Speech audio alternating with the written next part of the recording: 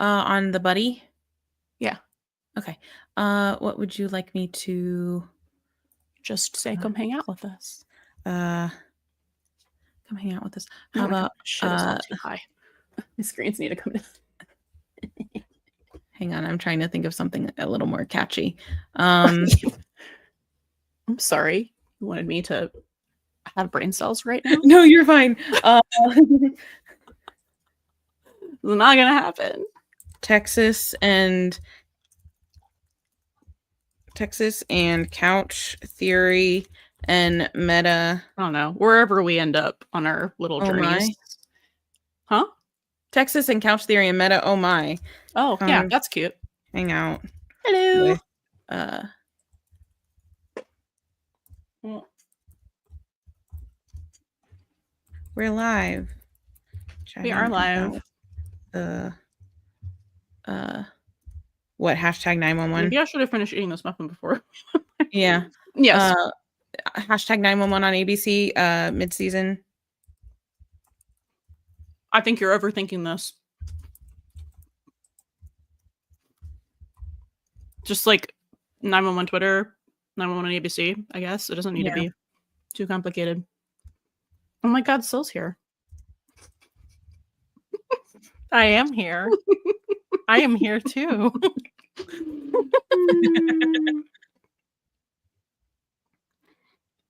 Am I the only one here? Amelie is here. Amelie, what did you think of that episode?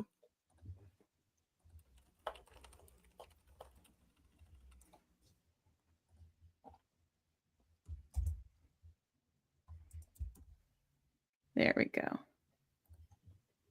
Okay, now I'm actually here. Actually.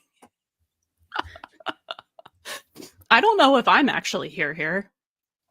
I think my soul left my fucking body. So the probably bugs. He just masked them better. God. Oh my God. So yeah, that was a mid-season finale, guys. That was something. No big cliffhangers, except for maybe one character. You're so funny, Tim. Mm-hmm. You're so silly goofy. No, so I was trying to think just like at the very end there, like what storylines we actually like kind of moved forward. And I mean, it seems like we really closed up the Hot Shots thing, right? And yeah, like not necessarily move forward, but we put that in a little bow.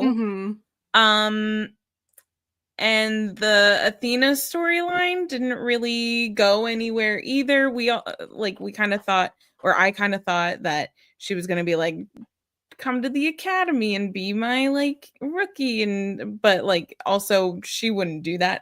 So oh, Meg's here. Hi, Meg. But so like nothing really happened with even the storyline that we were introduced with for the last episode. So it's just like whose storyline actually progressed a little more, and it was really just Eddie's.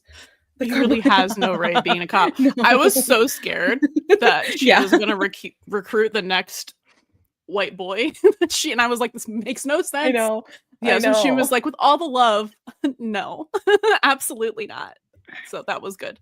So that storyline. I'm glad it worked out that way, but fine. Oh my gosh. Yeah, I don't know, but when we switched back to that, to like him in the hospital, I was like, I'm so sorry. I do not care about this right now. That was a hard pivot. That was a hard pivot. And I was like, the fact that I was like, if they don't show Buck and Eddie at the end of this doing something, I'm gonna lose my shit. And they showed them at the end. Sure, but you knew what it meant. I know. Yeah. Saying too much time on that story, Lauren says. What? I mean, it was kind of the levity that they were infusing into this episode, but like the Brad Torrance part of it all was, I think, the levity. So like, was it necessarily needed? Did we need to put it right don't- there? I don't My think question. so. Did it need to go okay. right there? Did we need a follow up at the end that was that long? Oh Oh no, yeah, of course. It was way no, better. it was better than last week for sure. I have a thought. Okay. Follow me on my train of thought. Climb aboard. I'm wondering, since we kind of know choo choo since we kind of know that things get shuffled around. Yes. And according to the synopsis, there was something to be like with Maddie's storyline. I'm kind of wondering if the levity from the Athena storyline and the cart cop thing would be better served in the next episode with the serial killer, but also that wouldn't make sense because Athena's going after Athena this needs to serial be, killer of course, or something. So she's I'm like, the only police officer in ever. Los Angeles. Thank you, Meg. I know you're always going on my choo-choo train. Thought train with me. So like, I'm wondering how they probably just like had to fit it in here. It might have been one of those things that could have been better served as like it wasn't even bad. It wasn't bad. It's not bad, and it's also serving to like, make it even crazier. So Tim is feeding off of he's whatever, like it didn't move her story forward. Is the only thing that I didn't like about it. But he feeds off of, instead of your soul, he feeds off of your distress, like your chaos. Wait, we need to make that into a meme. Oh no, just him. That's why he will like post something at like 3 a.m. and then go to sleep like a baby. Yeah, and Anna said it was more of a filler episode and a way of also giving us a North storyline. A little bit. It was just like for a mid-season Brad's thing. I much would have rather done this shit last week, but it's fine. It is. Yeah, and again, I don't want to be critical about it because I enjoyed every part of it. I'm just trying to. No, I did enjoy the episode. Watch it again. It's just the fact that they did the thing that I was like, please don't do that, because people started making this theory. I think after the sneak peek this morning with the Eddie stuff. Yes. Or yeah, and the more and more I saw the theories like elaborated on, I was like, please don't do that though. Please. Yeah, because like Buck is gonna want to be a jumper. Like, please don't do that to him. Well, so were you just about to say something? No, because no, this is for the DMs only. Oh. I mean, I did think there was something interesting going on there because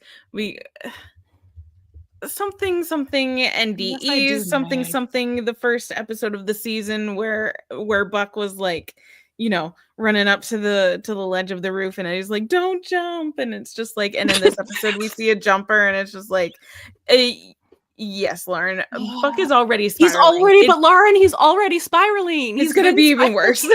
He's been spiraling since episode 5. It's gonna be so much worse. Oh my god. Anyway, unlike these two, I'm excited. Yeah. I mean, I'm not excited, but I'm also just kind of like trying to process, and it's like, oh my god, y'all should have seen my reaction. I just like started immediately. They will. Crying. We put those out. Yeah.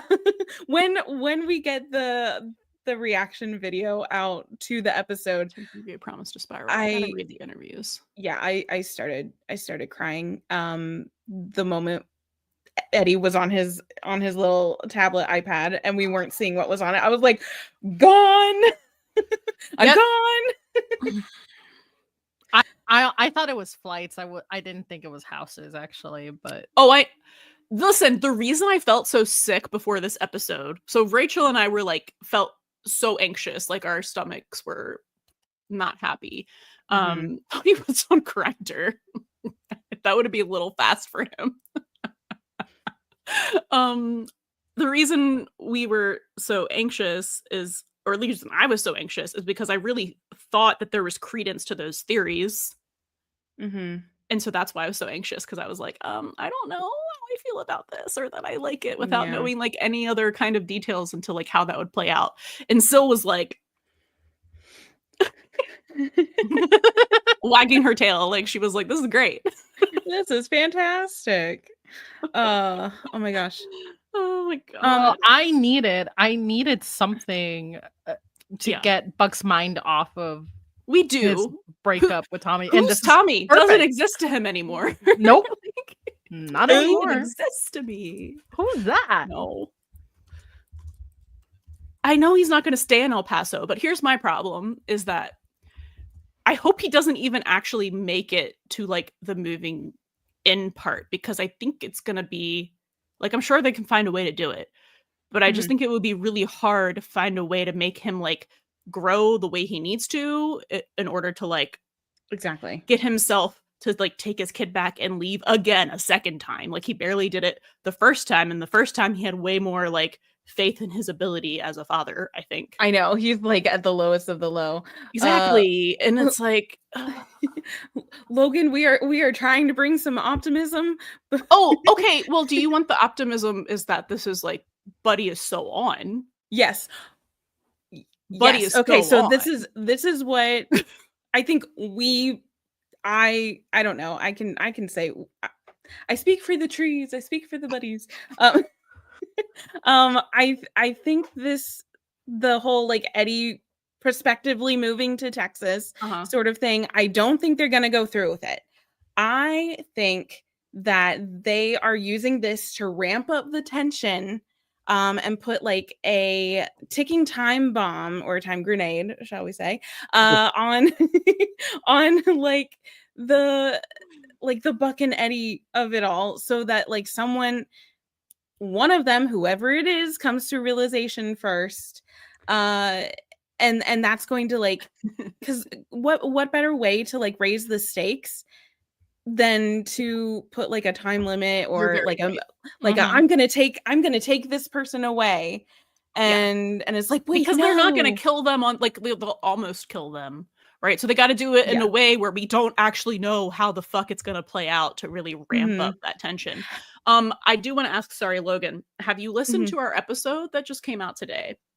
It is an hour of Buck, an hour of Eddie, and an hour of Buddy. And if you listen to that and don't come out of it convinced that Buddy's actually going to happen, we might not be able to help you. Buck definitely felt something, but why did they not show us anything? Because he doesn't know yet. I don't think that was his full realization, right? Yeah, no. I think that was like something. him tripping into the doorway of it. Yeah.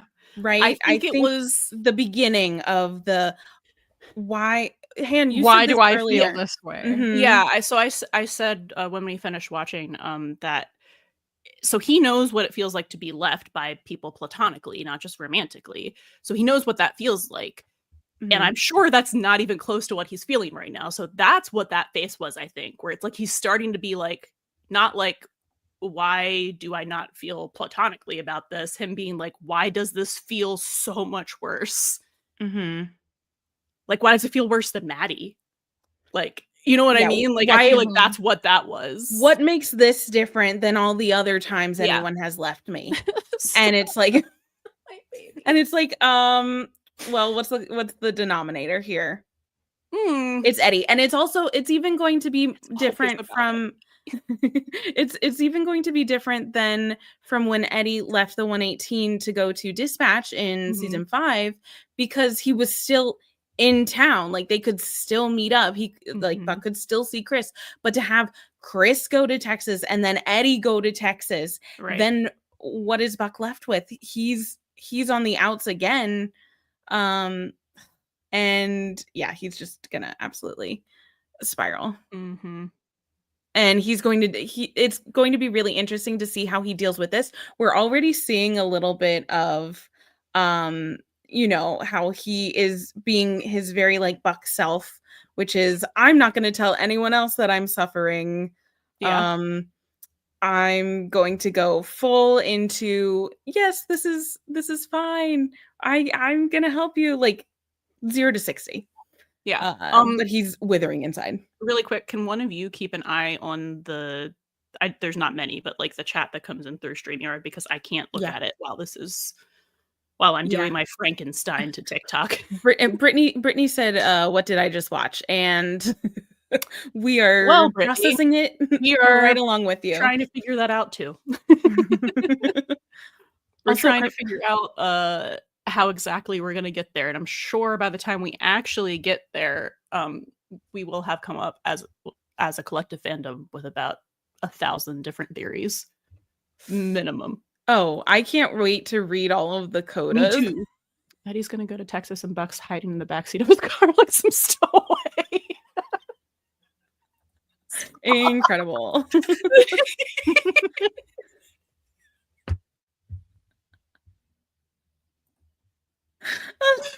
For one insane moment, I forgot that I wasn't watching a fan fiction. And when he went to the couch and was like, "I'm gonna help you look," I was like, is he gonna say I'm going with you? Like, knowing fully I that wouldn't wasn't be gonna happen, surprised. I wouldn't be surprised if we get that, but like, oh my god, wait. I know AOA hates to see me coming.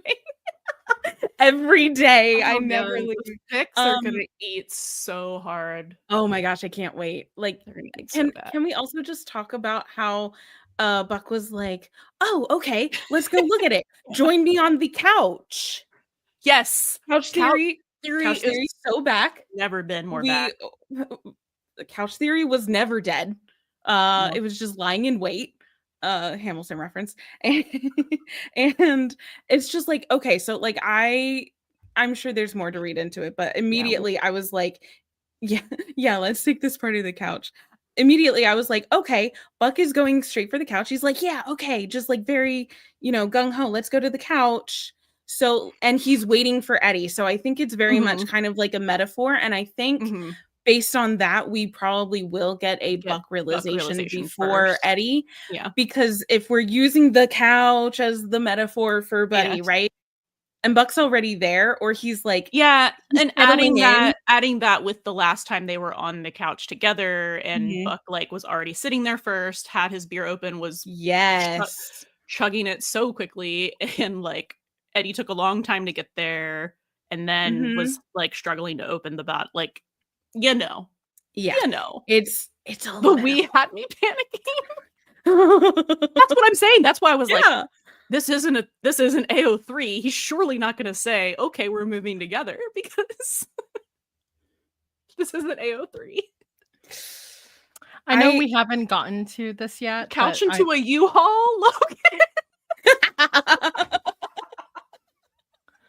I know we haven't gotten to the articles yet, but like I think there is a snippet that I don't know if I sent it to you guys, but there is something where Tim Minear says that he is going to Spiral, and he might be throwing himself into, I don't know, other kinds of distractions. I said this is where the stuff comes in. I was like, he's done stress baking. He is going to be stress fucking. That's what's going to be happening. He also said it's not going to last long. So. I'm sure it won't. No, because he's like gone to therapy. He had his coma dream. I refer to his coma dream as like his, like a lifetime's worth of therapy in one coma. Yes. So I also refer to that as therapy. Free. It only costs him. No, I don't know how much his medical life bills are. How much do you think the LAFD covers of those medical bills? I think they have to take out a special thing for anyone connected to the 118 special claim. Meg, you're so right. Let Buck Fuck is not going to be about Tommy. We stay winning. Can we talk about, I know Meg wants to talk about the timey-wimey stuff. Can we talk about Dad's quote really quick? Dad as in Tim? Yes, Dad, sorry. We call Tim Dad on the podcast. If you haven't witnessed that yet. Hold on. I haven't had time to like read the full articles. I've just seen a couple snippets. Hold on, before you do, Chrissy's like, wait, actually maybe, well, Chrissy was like, just realized because Buck and Eddie were on Hot Shots, they're probably going to end up being shipped by people on the internet. I'm losing it. Yes, again. Uh-huh. No, Or even more. There's a Reddit thread for these fuckers somewhere. I know it. I've been talking about like the RPF of in universe because of Hot Shots. I was like, especially because of like the TMZ video, people in 911 universe are absolutely like shipping Bobby and Brad together, like RPFing. Oh yeah. Like it's an inevitability. It's people gonna do that. Like yeah. Okay, so this quote, you guys, maybe you've already seen it, but just in case you haven't, or even if you have, let's just enjoy, just commune around our table. Join hands and Tim Minear, quote, "Look, I think the breakup was premature, but that was by design. You know, because he is the showrunner. And he is does things on purpose. Great designer. For me, the story that I was trying to tell was here's a guy, Tommy. He's not a main character on the show. We haven't done Tommy Begins or something." Oh my god. I feel like that is a direct call out to the oh yeah, the other article that came out I think today. That's a you think you're ever getting employed here ever again. You're so funny. Ha ha ha ha. No. No. No one enjoyed. He's not a main character, yeah. No. Yeah. No. I don't know. But he's gonna get harassed now. Actually, he can't. Those bridges were burned both ways. Well, no, I'm just thinking about people are gonna come after him for whatever. Tim Minear can literally do whatever he wants. I know. What is he gonna do? I know. Okay. He calls the shots, the hot shots. Oh my god.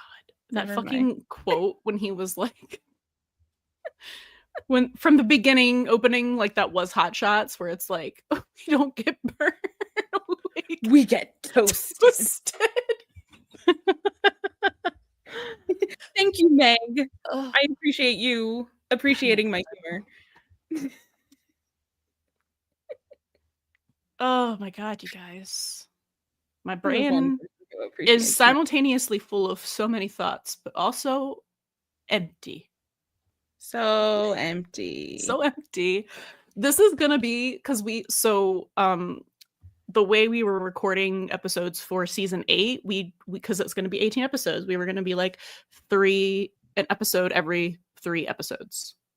Mm-hmm. So we today we just released our 4 through 6, but because they ended it on 8 here, we're gonna be just releasing 7 and 8, and I feel like that's gonna be the weirdest. Oh, it's going to be talk about. Half of it is going to be us just kind of like at the Athena storyline, which I know we don't want to spend too much time on, and the other half is going to be actually okay. It's going to be thirds, right? So it's going to be half. I can't count. I don't think we can. I mean, we could always, but I don't think we can justify 3 hours of Buddy again. Maybe 2. No, but we can't. You know what we can justify? We can justify an hour talking about the meta-ness of Hot Shots. Yes, which I don't think they took advantage of that as much as they should have. And maybe that's coming from like a French mistake point of view and a fan fiction point of view. They really should have. And I think that ship is kind of sailing now. Okay, wait. I would not be surprised if we see in somewhere like kind of peppered in the rest of the season. Maybe Eddie's gonna start watching it like religiously now because it's Christopher's favorite show, and now something Brad they is can like, bond over. Yes, and Brad is his actual friend now. I think I wouldn't be surprised if we catch a couple moments of them watching Hot Shots in the station and the Hot Shots episode being kind of like the calls in the way that it's like setting up like the foreshadowing for some of the stuff in the episode like they did here. So I'm wondering if they are going to continue utilizing it in a meta narrative sense now that they have set this up, which I think would be a smart thing to do, especially if we're talking about, you know, realizations and whatnots. But yeah, I feel like they could have gone a little harder, and I can't wait to read like the fanfic where it's just like a Hot Shots episode. That Can would be we? Okay, who in chat has seen Supernatural? raise your hands. Just drop an emoji. Say yes. Say I survived something. Yeah. So, like, Unfortunately, we've got Anna. We've got Shut we've up, got Meg. Meg. Oh, Meg. Meg and I literally know each other because of Supernatural. Anyway, so I said at some point, I don't know, we record too many things. I think I said it somewhere where We it was talk too recorded, much. or I tweeted it. Who knows? I think I said somewhere. Tim Minear again has the chance to do the funniest thing ever, because this is the anniversary week of the Supernatural finale, which was that was a finale. And I was like, if he does anything buddy related, that's like positive, like a feelings realization, something. Right. So it didn't happen that way, but the dig at the CW, arguably way funnier than Hilarious. anything else they could have done. Oh my god. And I don't remember what he said exactly. It's like he tried out He for said he flew to America and to do a pilot for the finale didn't CW. happen. Oh yeah. No, yeah, we pretend it didn't happen, except when we want to complain about it. But yeah, he said he flew there to try out for a CW show. That's so funny. What network? What network is Hot Shots on? Question. The ABC of 911. ABC of 911. Does ABC exist in what? No, whatever network that.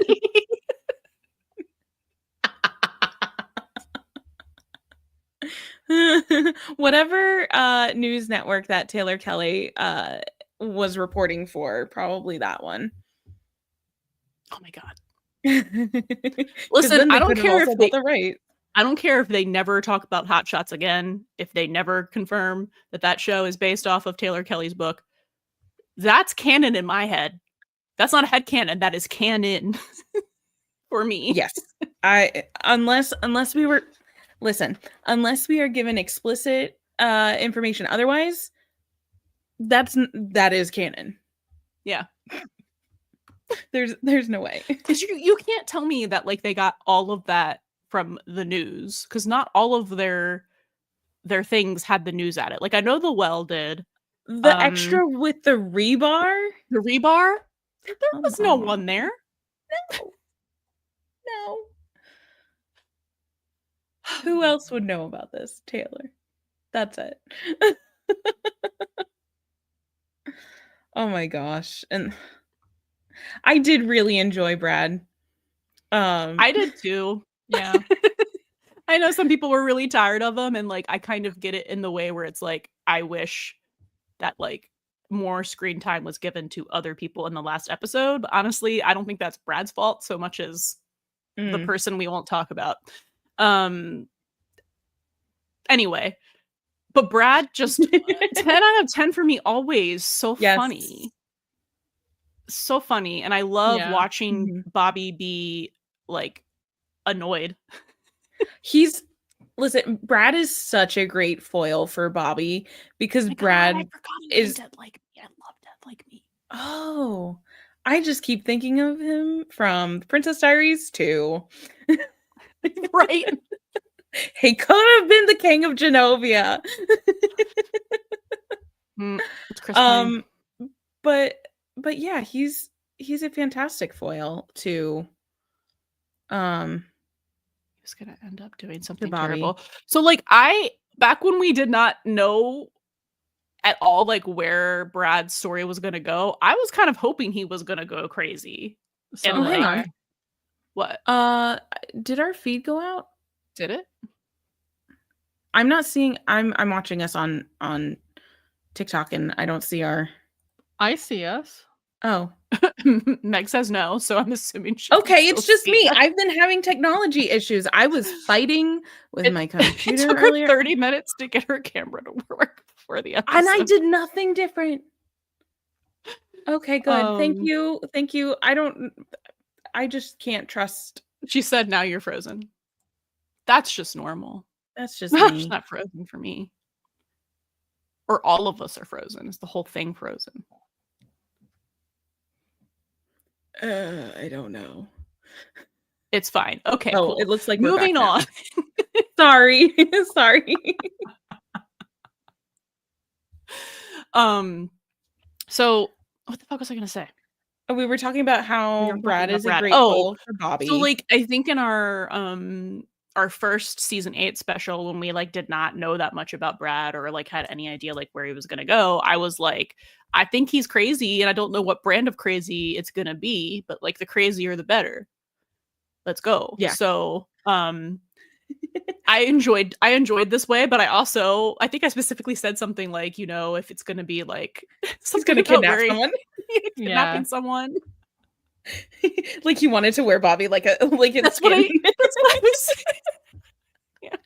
Is it like kill you and take your life crazy? Like that I wasn't sure. Could have gone either way. Any of those things. Exactly. It's a Ryan Murphy show. Anything's possible. So listen, they jumped the shark literally. So I don't know what to tell you there. But yeah, I just love how Brad kind of represents everything that Bobby is not. But they are kind of similar in certain ways, which is interesting. You know, they were kind of like their stuff with their families, but Brad's was more like kind of voluntary because he was like going after his dream, I guess, or whatever, and Bobby's was obviously not. And yeah, and I know they also put that forth to connect with Eddie on that as well. So that was funny. I like streaming on Instagram because I don't see it. I don't know.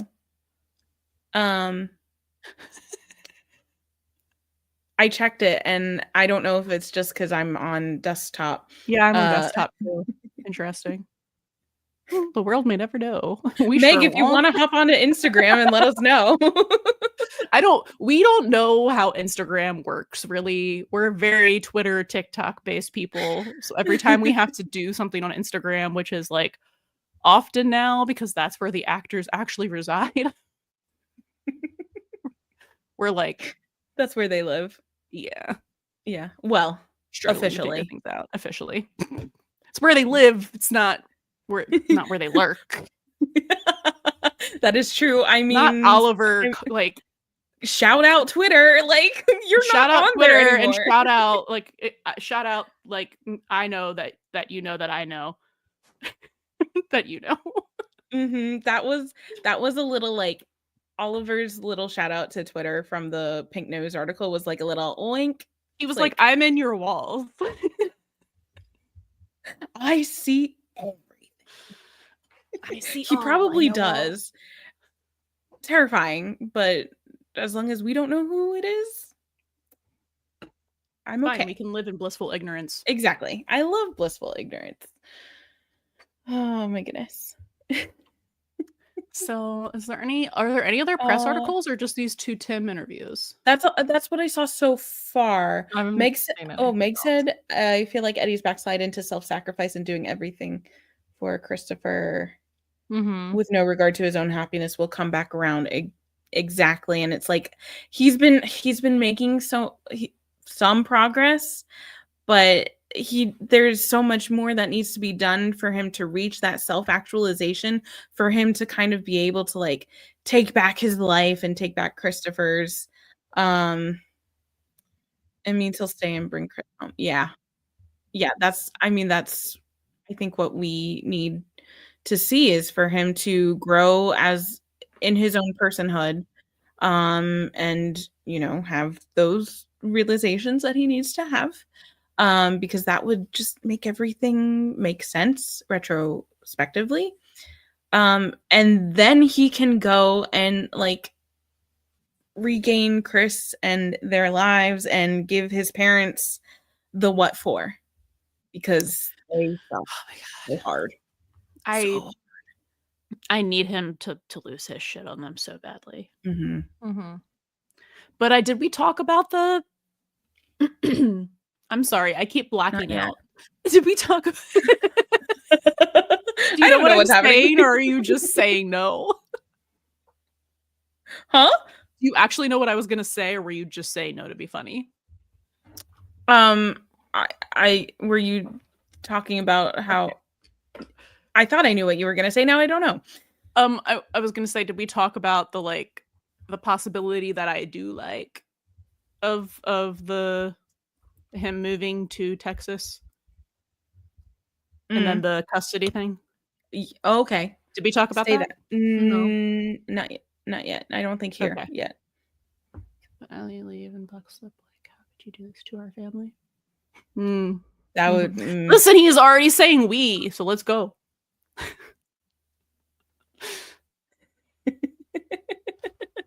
Yeah. Meg, you can stream of consciousness wherever you want with us. It's fine. Okay, so here's kind of what I'm hoping ish will happen is that like Eddie will like be getting things in place to move, and he'll hold off telling his parents until the last minute.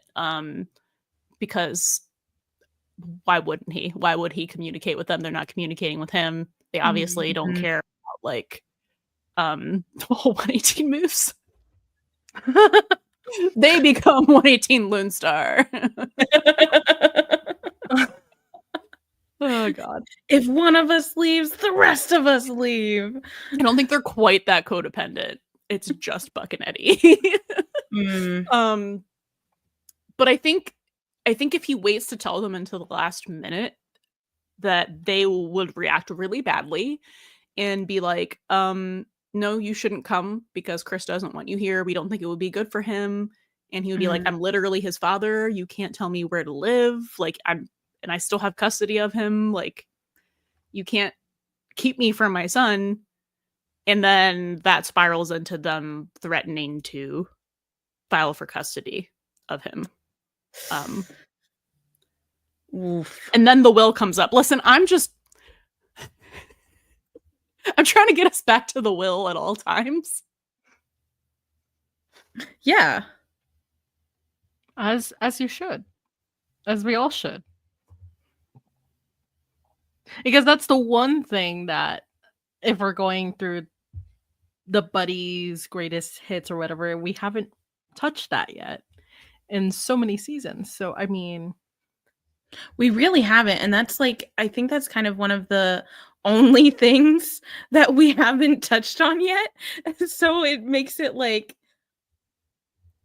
a blatant just kind of like, oh, that's kind of a just saying we're skirting around an opportunity to bring it up. We have been skirting around it since Christopher went to Texas. So I'm just wherever we end up, like on the pendulum, I'm just like, okay, but we could do it this way now. Like let's get there, please. I think it would be great to bring it back up again. Because it would further along someone's realization. Probably. Maybe Eddie's. Buck has his first, which is looking like. And he's like, well, if you think I'm unfit, it's fine because of my will. If I'm if something happens to me, then Buck takes care of Christopher. And they're like, why would you leave Christopher? Da, da, da, da. I'm just saying. Because he never looked that decision in the face. He just like signed a piece of paper and was like, that's done. Yep, not looking at that any further than they have to. Not gonna look into that. Not gonna reflect on that. No need. No. Totally normal. You taken by serial killer Boom Will. Missed opportunities. Why are we doing this to Maddie? Leave her alone. I know. She's pregnant. You can't do that to a pregnant lady. God. Leave her alone. I mean, I guess at least Chimney's safe for now. No, I'm just like specifically this kind of trauma for her is like I know the worst. Like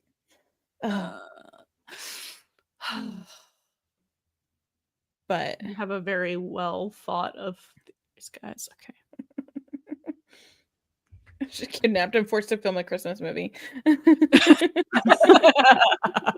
Listen, that Christmas Jennifer Love Hewitt's Christmas movie looks adorable, and I love that they basically used so many people from 911 cast, set, crew, probably, like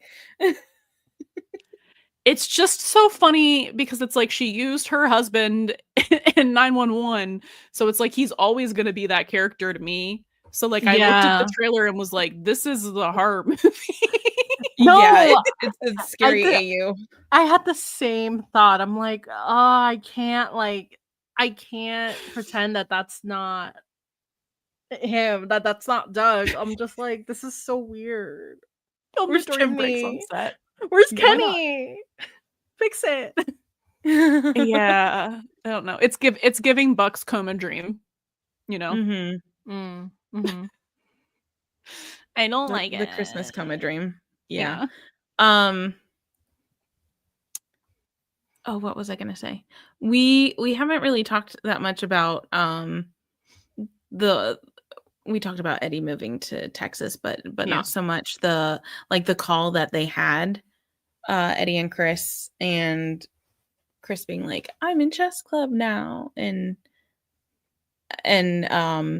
I guess we kind of touched on it a little bit, but like how much Helena and Ramon are kind of closing Eddie out of his son's life. Like, nobody told me. Like, they should have been giving daily, weekly updates. Like, but I mean, we knew that they wouldn't. And no, oh my god, it's like so infuriating. It is, and it's like this is their. And we've said this before, but this is like their second chance to like raise a kid properly.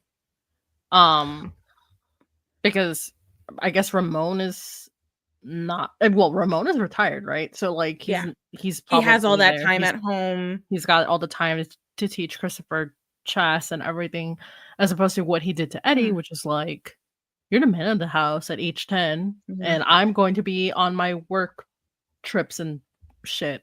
So it says you are live. Where?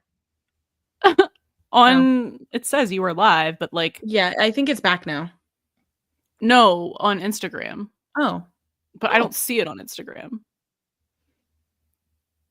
Do you want me to check on my phone real quick? Yes, please. I'm not sure. Okay. I'll be right back. Okay. I can do that. Oh. She's got 2 phones. Oh. Cool. Never mind. I don't think we're live. Meg said she checked it. It's not. Okay, cool. Well, let me try. Why not take a crazy chance? Why not do a crazy dance? Here's the moment you might lose a lot, so why not? Why not take a crazy chance? Why? Is this the same stream key? I don't know, but you're streaming it right now. I sure know I am, but I cannot control that. It's not the same thing. No, it's okay. I don't think I can fix it mid-stream. Oh. Like, I think I would have to end a stream and start a new stream. No. Why does technology hate us so? Blah, blah, blah. You're already live. If you need to change the key. Oh, okay. Remove. Can we do it? I'm trying. Anyways, okay. You keep talking while I do that. So I'd love to hear some more of some other people's thoughts, like what we think is going to happen maybe when we come back from mid-season hiatus, when we think. Now we're live. Okay, cool. Oh, okay. Oh, yeah. Only like 40 minutes later. Timely. Like I said earlier, we don't know how to use Instagram.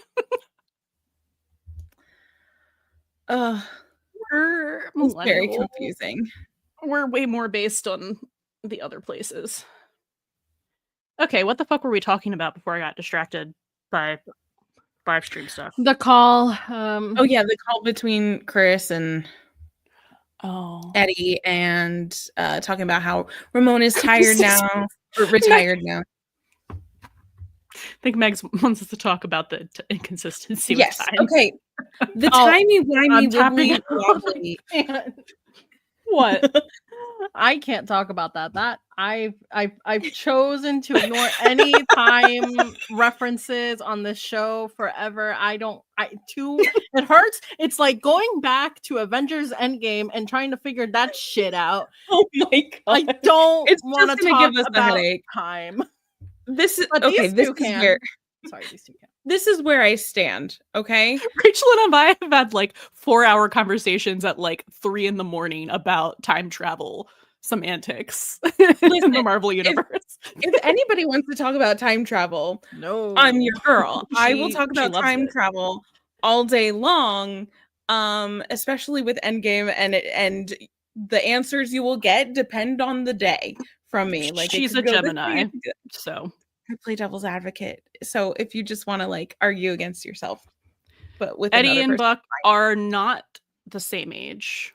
no. Well, sometimes they are. Part of the year they are. We picked their birthdays. So we have an astrology episode that we are going to be coming out with Preparing. next month. So since there's no like canon birthdays for like anyone on the show other than Shannon, and she's dead. Wow. And we only know that because of the gravestone. Exactly. Which is also probably incorrect. But For anyway, years. They can give her an actual birthday, but we decided to make it up. So we're gonna be doing that episode with our friend Chrissy, who knows way more about astrology than we do, but we already like picked the dates and like the times to like match their big three. So we're gonna talk about that. But that's the truth, not ever whatever. We decided all of this before 805 came out in the wristband. That's just Oliver's birthday. yeah, that doesn't count. No. Buck cannot be a Cancer sun, you guys. He can't. Simply cannot. And my reasoning for that is that I am a Cancer sun, so I would know. The authority. But anyways, my stance on the wibbly wobbly timey-wimey stuff is I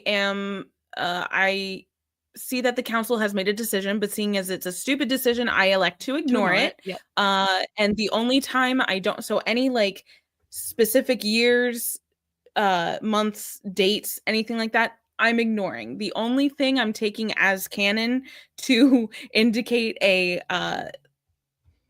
span of time is when we have an episode that takes place on a specific like holiday or something like that. So like Masks took place around Halloween, maybe and on Halloween. So that's around Halloween. That's it. That's it.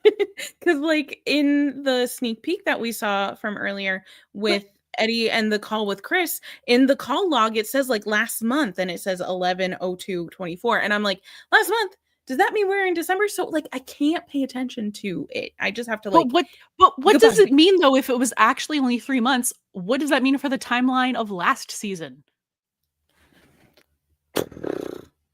Hell if I know. See, that's where I'm just like, I'm ignoring that and choosing to think that like it was they just said 3 months because that's what they said at the beginning of the season and didn't like realize time had passed. Yeah. So it's actually 6. It doesn't matter. Everything matters, Meg. Listen, the only throwaway lines do not exist in Supernatural. The only lines that can be thrown away. Supernatural? Oh my god. I was like, there's almost nothing to throw away lines in Supernatural. Oh my god, that's really funny. Wow. Talk about a Freudian slip. What podcast are you? I know, right? What show am I talking about? 24/7. I don't know. It's We do bring up listen, Supernatural a lot, to be fair. But listen. It is yeah. Well, either it's their 911 or fault Supernatural up in today. here. Like, No, you also bring it up. Don't. There's literally recorded evidence of you bringing it up still. Oh no, I said it's their fault today. yes. Oh, today? Specifically. Yeah. Today specifically. Anyways, what I Same think I girl. was Actually, trying it's to Tim say. Minear's fault for that CW Yeah. joke. It's his fault. Sorry, Rachel. Continue. You're fine. That was really funny. I think what I was attempting to say was there are no throwaway lines in 911. We've said this before, but the only lines that we can choose to throw away are the lines about About time. time Time. and Mhm. time frames. Yeah. And I will I think die on that's that the hill. one thing that they were like, we don't know, and we choose to just not care at this point. Yeah. So Man, if only they had some script supervisors who were really good about keeping things in order of time and stuff like that. Send do me you an want to be the application. script supervisor or the pun coordinator? Who says I can't be both? Share the Even jobs. more I'll be the script supervisor. Shit. Yeah, I mean, I think we need co-script supervisors because you can't just put it on one All on one person because person. one person might miss something. So you Mhm. need I more- want to be some sort of person in post, like I just want to be the person in post production who goes, "You missed something." They kind of do need that right now. you should be that because like Buck texting himself because I caught that live before I saw everybody talking about that on Twitter last week and I was like, did that say Buck? And I was just like, that is an oopsie from the post pro department. Like, sorry. Most of the time that stuff doesn't really bother me, but it was just so funny because there was such a emphasis on it. Yeah. That, oh my god. So yeah, They're like, maybe they just really were like, we refuse to write Tommy's name. Meg said, no, Han, you have to make sure that we can hear the dialogue and that the music isn't stupid loud. That would be our job. Yeah. I would love to have that job. Han is our everything audio Yes. expert. And I have more. a degree in media stuff. And that's why we pay her the big bucks. Sleep deprivation? Is that the big bucks? Getting to spend time with us. Yeah. Oh, that's true. That is true. It's a privilege, Han. It is. It's Oh my very God. rewarding for me. Good. It better be. What else can we talk? What are we gonna? I just keep going back to the scene with the couch, and it's like, bro, I can't believe we're gonna have to talk about couch theory. Couch theory so soon. Well, we should just do a couch theory special. Like honestly, can we? Yeah, it's gonna be a long 3 months. I think. Yeah, we can absolutely do a couch theory. If you guys want to see us do specials over the hiatus, let us know topics that you'd like to see us like dive further into. Yes. we've got a list of ideas for mini episodes. Like a little mini shows. Where's the channel for that? It's in ideas. It's a thread. Ideas. Minisode, okay. Yes. A big long list. We have ADHD Buck, or ADHD because I think he's on the spectrum too. Eddie on the spectrum. What are the 118's DSM-5 diagnoses? We are not licensed professionals, but we play one on our podcast. We play 3 on our podcast.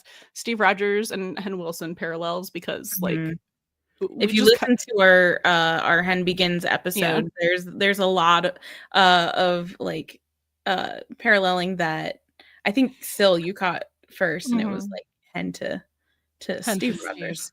Yeah. Assigning Marvel characters to 911 characters. 2 versions: the superhero and the person. Yes, because they're different. Because the masks are different than their secret identities. The masks. Ooh, comparing Halloween episodes. 207 to 805. Oh, that's right. There were so many fucking parallels. I think that was my idea. That would be a fun one. That sounds like it was your idea. That would be fun. The evolution of Buck and Eddie. We gotta narrow that down because that's like that's a series. Yeah. Hold on. Where are the other ones? 118 is Hosier songs and albums. We actually, I don't think we've said this anywhere yet. We are doing some Taylor Swift specials. Yay! Our first one is going to come out next week, which is going to be us sorting the 118 into Taylor Swift albums. We're going to assign them a Taylor Swift album a piece. I thought this was going to be a short episode. It was like 3 hours. Oops. Because guess who can't shut up? All of us. Literally all of us. And then for Christmas and New Year's, we're going to be doing the two parts of TTPD and then doing it song by song. So that one we're going to get like more in depth into.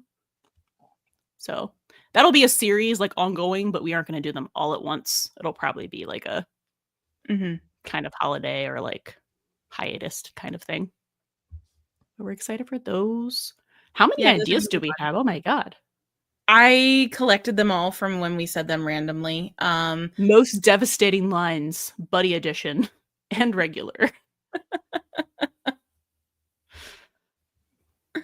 Yeah, so essentially we have a lot of ideas for like little mini like one-offs. I mean, I don't think they're gonna be Myers-Briggs, 16 personality sorting, Enneagram. What kind of ATLA bender are they? Wait, I forgot about that idea. I love that. That would be a really fun one. The Buddy versus Destiel Smackdown affectionate. We had to put a tone indicator there for ourselves. Yes. Oh, this one's mine, and I keep saying I want to do this because I want to talk about it every time it comes up on the podcast, but it would literally be a whole episode, which is people's journeys to understand the real Buck versus their first impressions or like the facade that he puts on. So like Athena is the example we have listed here, like her first impression, but then is able to see his heart really quickly. And I think she sees him way quicker than a lot of the 118. And she spends way less time with him. Yeah, but it's because of the parallels. It is because of the parallels. You would think that Buck would parallel to Bobby, but no. Buck parallels to Athena and Bobby parallels to Eddie. So consistently. So, and I love that. Sorry. Another tidbit from these articles are coming on my timeline. And so different article or same one? This one is TV Insider, I think. They asked about Robbie. Tim Minear says that he would like to see Robbie again this season. So bring him home. Oh my God. But what if hold on. So like the whole Eddie goes to Texas thing happens. Buck follows him. Robbie's there to replace Buck for like temporary time. Could happen. Just floating an idea, Dad. For real. Robbie is on 911 El Paso. Listen, I would watch that show. just as a very random, like, well, not super random, but just like as a totally silly aside, how can they move anybody to Texas when on 911 Lone Star,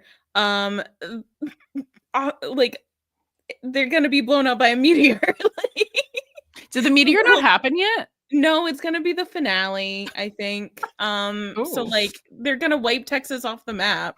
So like get Chris out of there. And it's hilarious because I think the finale is in like February. Yeah.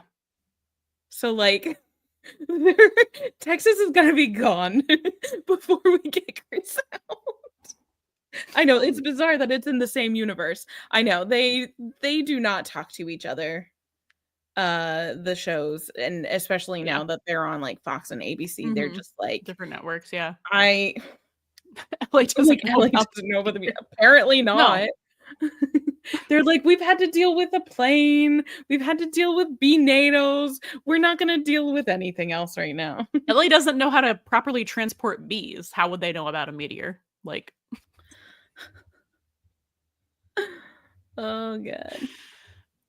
Yeah, you'd think a meteor would be on the news, like in the background somewhere, like a throwaway comment by someone. They were like, not our monkeys, not our circus. Absolutely. Oh my god.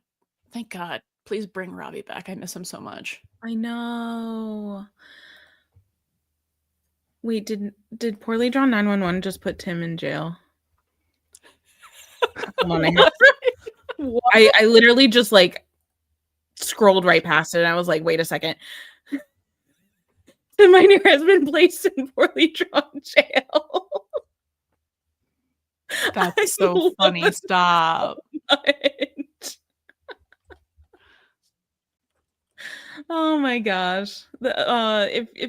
If you guys don't follow Poorly Drawn 911 on Twitter or Instagram, like I feel like everyone follows. They're just so fantastic.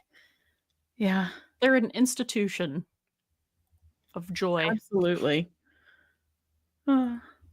Also, if you don't follow Eddie Diaz's cats, which is my favorite social media account anywhere about anything, I love it. I would die for them. Follow that account. I don't know. It's so perfect every single time. I wonder if there's one from tonight, actually, now that I mentioned it. Eddie Diaz's cats. And I was like, someone needs to make a Evan Buckley as dogs. How there has to be one. There's not.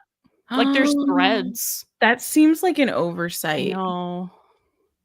Just like any adorable dog. Was there one from tonight? Yeah. Oh, several. I'm just gonna retweet them. You guys can go look at our Twitter if you would like to see them. Check out our Twitter for Eddie Diaz's cat. Okay, there might be too many from. No, there's 3. That's fine. Oh my god. I'm their number 1 fan. I love that account so much. Oh my gosh. Oh, I can't wait for the fix either, Meg. I'm so excited to see where people go. If it's gonna be anything like the post episode 806, which we only had a couple weeks with, and I haven't checked lately, like how many. Actually, let's find out how many actual fics are in the. Oh, in that tag. Yeah, because last time I checked, it was like almost 300. And I bet you there are more. I know, in just the post episode codas, like come on, we're all unwell.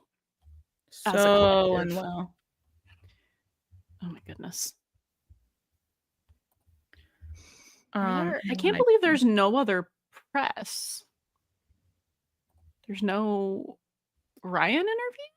I was trying to look for some of that, and I mean I'm seeing like little cropped pictures of articles, but I think most of them are linking back to the Tim articles.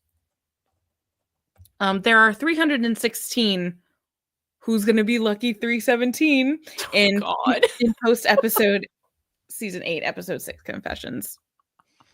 Who's gonna be lucky 317? So I just saw Sam and Miko talking about this. I hadn't even thought about it because I was so distressed just by what happened.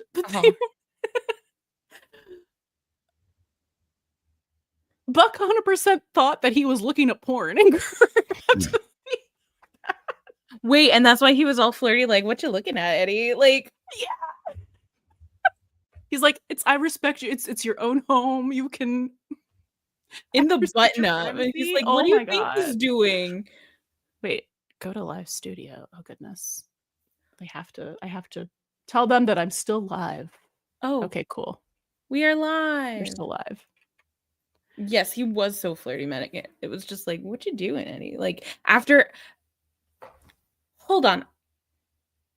I want to talk about this. Yes. How how Buck comes in just like an absolute flurry of just kind of like Yes, and Buck does. As Buck does, but he's bringing over this entire like gift basket of baked goods and just like and once he's in the kitchen, it's just like he's completely calm. Because he doesn't think about Tommy when he's with Eddie. He's around Eddie. It's just like, how many times do we have to say it's they're always it's always been about Eddie. Like all of it's always been about Eddie.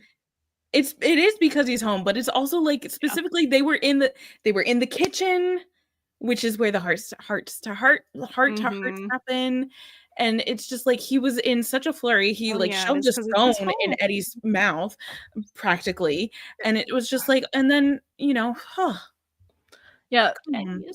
I feel like the scene was extra domestic, and then they just wanted to like hurt us after.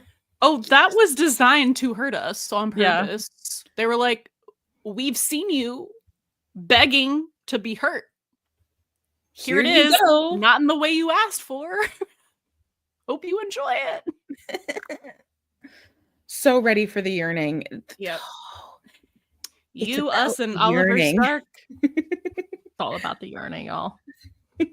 Meg, haven't you been yearning for the entire time? Yeah, you've been yearning for... Meg has been watching since season 1, yeah. So obviously, like, she's been yearning since, like, season 2, but like, come on. Aren't you tired? No, you're not. You love it. No, she wants more of it. Yeah. She's just like us. She wants like feelings realization and then the like pining of the requited unrequited. Yeah. We need the requited unrequited. I'm sorry. With intent. Exactly. Yes. With intent. They need to acknowledge it individually for the viewer. Yeah, they need to acknowledge in Nish? Huh? Is that our Nish? Sorry, you don't know Nish, sorry. No. Nish is friends with Meg and I, we had met. Aw. Not our Nish. I don't think so anyway. Well, hello. Hello. But yes, with intent, they have to acknowledge it individually. Yes, for the audience. For the audience, obviously. For that, to give that that pay off the payoff, like the emotional payoff of the requited yearning, and just like want to see those men suffering so hard.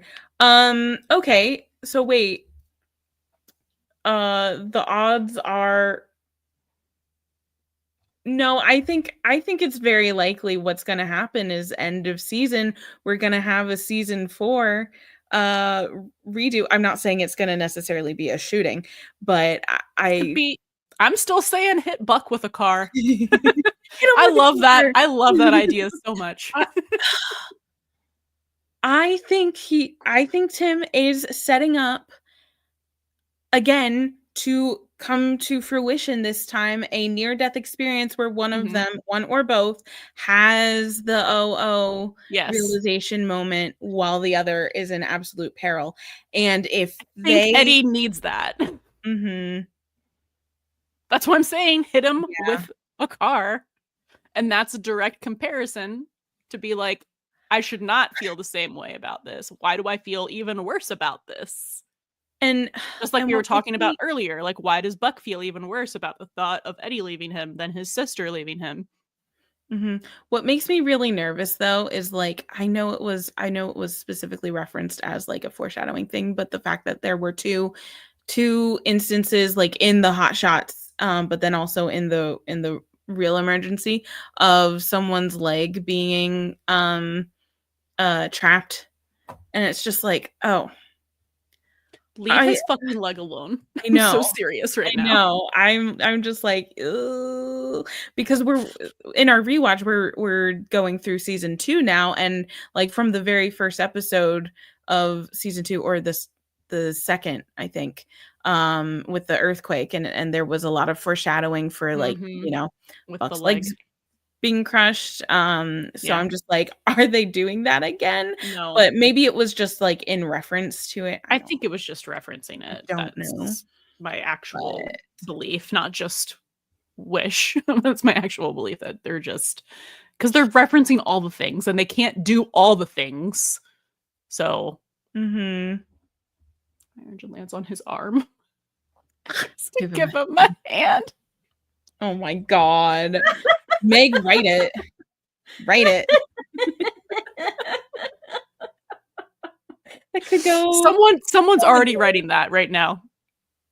Absolutely. We have like one collective brain as a fandom. Like it's one hive mind. Yeah. And it's so funny because either one person says something, puts it out into like the Twitter or something like that, and then everyone just like latches onto it, or multiple people have like the same exact thought at the same exact time, and then everybody's talking about it. Because I feel like that happened a couple of weeks ago, because I didn't see anything about it, but I had been thinking about it for a couple weeks, about like them foreshadowing like a Chris near-death experience sort of thing, and like I made a little tweet about it, and then all of a sudden I saw everybody talking about it. I was like, I'm not going to say that I started that, but but I think it was probably ruminating for a lot of people as well, and it just like percolating. Started talking about it like at the same time, ironically.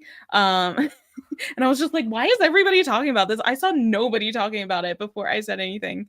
But then I saw like some TikToks, and it was from like the day before that I hadn't seen, and just saying hive mind. Yeah, we're all connected to it, which means that Tim is also connected. So he just like taps in. That's how he gets these storylines that are essentially AO3 fix.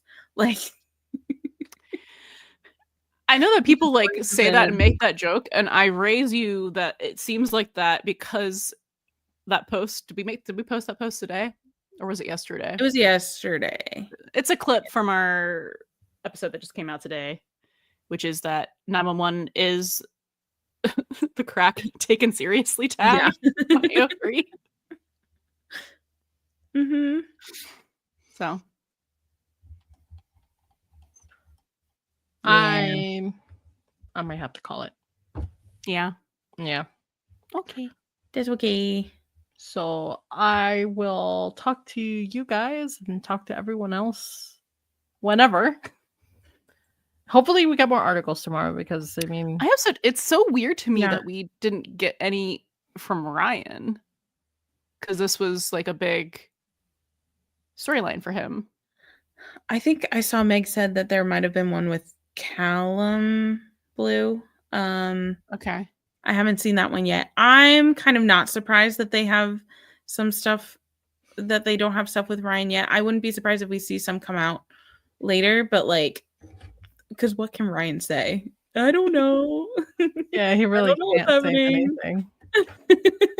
He can do his really nice very like word vomit, very philosophical, his philosophical buddy word vomit. Yes. Yeah.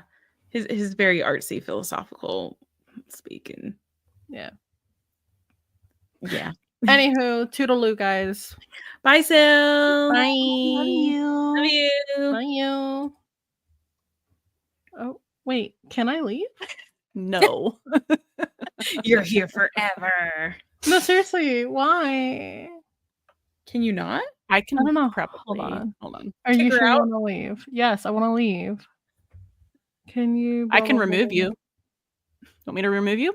I'm leaving. I love when she dips. Oh my god. That's how a normal conversation with Sil ends. Is like Rachel and I are like, we're gonna talk for 4 more hours, and Syl's like, I love you guys, bye.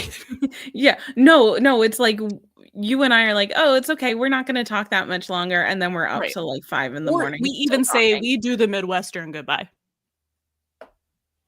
Mm-hmm.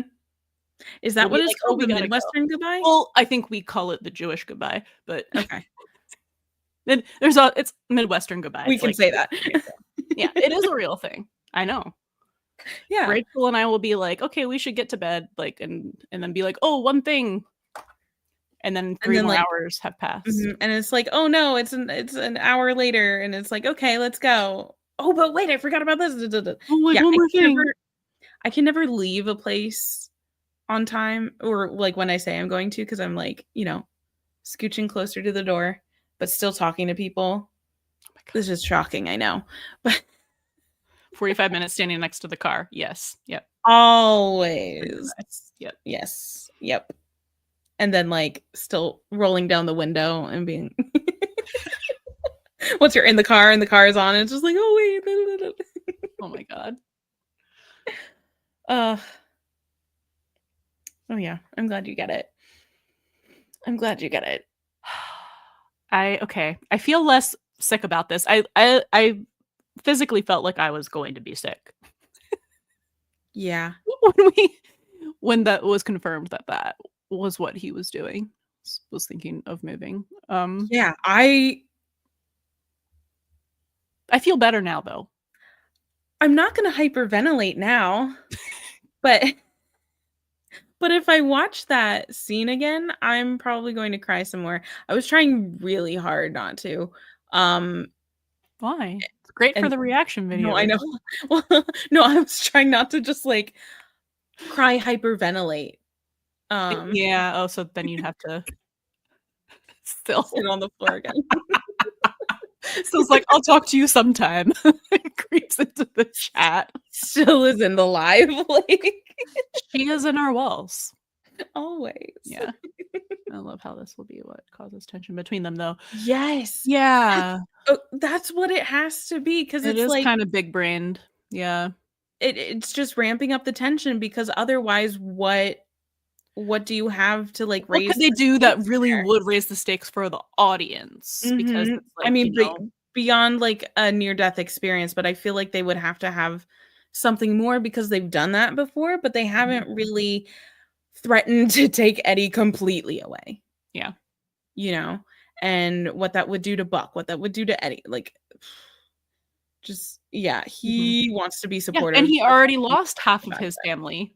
Mm-hmm. And now he's gonna lose the other half.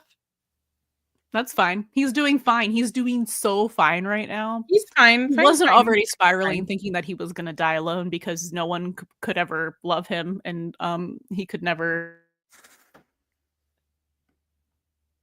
He's doing so good right now. He's completely normal. I'm so sure. Yeah. So normal, guys. I'm fine. 100%. Yeah. 100%. It vacillates between the Ross Geller fine gif and the from Brooklyn Nine-Nine, when he's like, cool, nice, nice. No doubt, cool. Just like going through his head at all times. Like, I'm really interested to see how his reaction,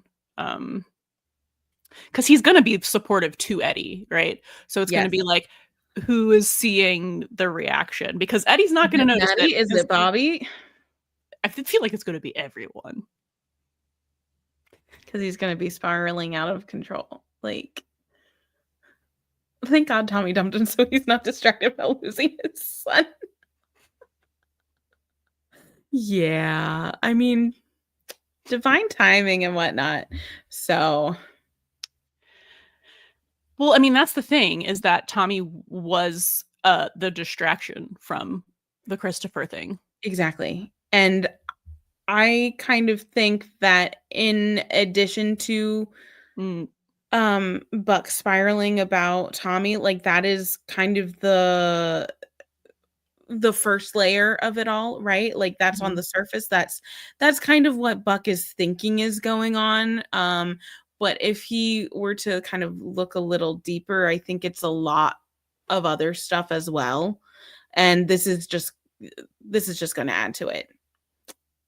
So, because like, who can he spend his time with now? It was Eddie, but if Eddie's, it was Tommy and Eddie, and then it was just Eddie, and now it's going to be who? Because he doesn't like adding himself on like as a third wheel to the couples. Like, he likes the big gatherings, but we don't see him like as a third wheel. The only place that he's happy being a third wheel is with Eddie and Christopher, where he's not a third wheel. He's co-parent. He is co-parent. Jim is gonna lose his shit when Buck keeps taking cheese. Yes. Oh my God. Like, you have another one. Give me this one.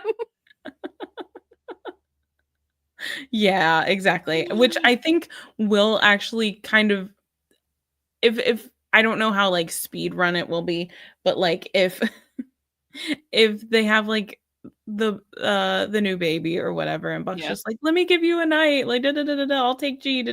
They're not gonna like, Maddie and Chimney aren't going to kind of like really clue into it until it becomes like all the time thing. This is now like, this is the third time this week. We would like some time with our daughter, please. But I don't think they're going to speed run it, like the pregnancy, that much. I don't think they're actually going to move Eddie to El Paso, at least not in like any kind of permanent capacity. I was thinking Eddie actually moves back to Texas. It's kind of like regressing his character. Exactly. That's what we've been saying. I think kind of. It would be even worse than when he left there, because he's in an even worse place now. Because like regressing back to Eddie. Any confidence in himself as a father. Like, he's doing the self-flagellating thing, Like this, he is literally. He's still punishing himself. He is literally punishing himself right now, and then vis-a-vis punishing Christopher, because I mean, Christopher wants to come home. Yeah.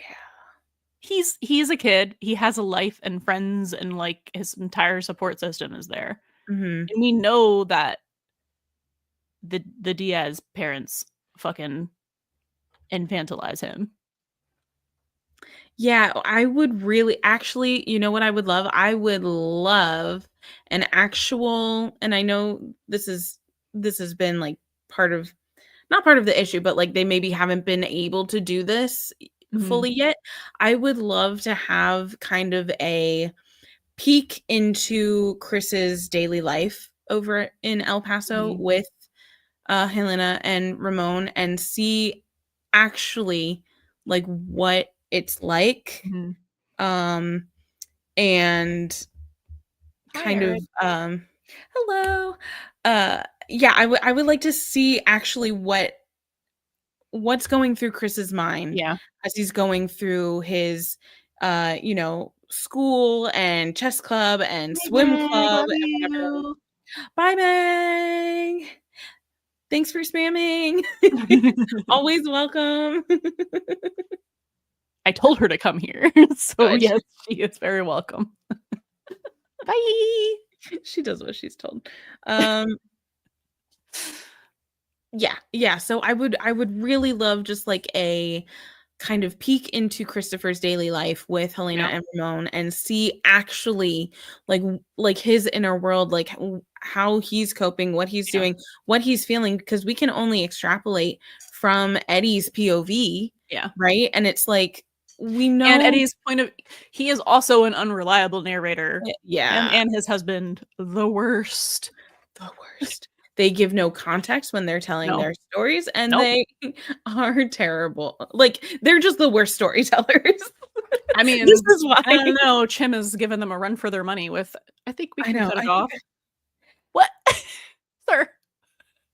And actually, I wonder if there's something to that, because that's like the third time this season, at least, that we've had these kind of like, purposefully misleading comments like that. So I wonder if it's like just for kicks and giggles, funny ha-has, or or there's if a they're reason. actually like gonna tie that into something. I don't know. I'm not sure. But yeah, I would love to see a, sorry, I'm repeating myself, but I would love to see a Chris's daily life, seeing how actually he deals with Helena and Ramon treating him, and whether they're treating him kind of like a little baby or giving him the independence that he was kind of Mhm. searching for when he called them. Mhm. And I think we need to see that in maybe the episode that Eddie ends up going back to get him and bring him back to LA, because they're not going to move him to Texas.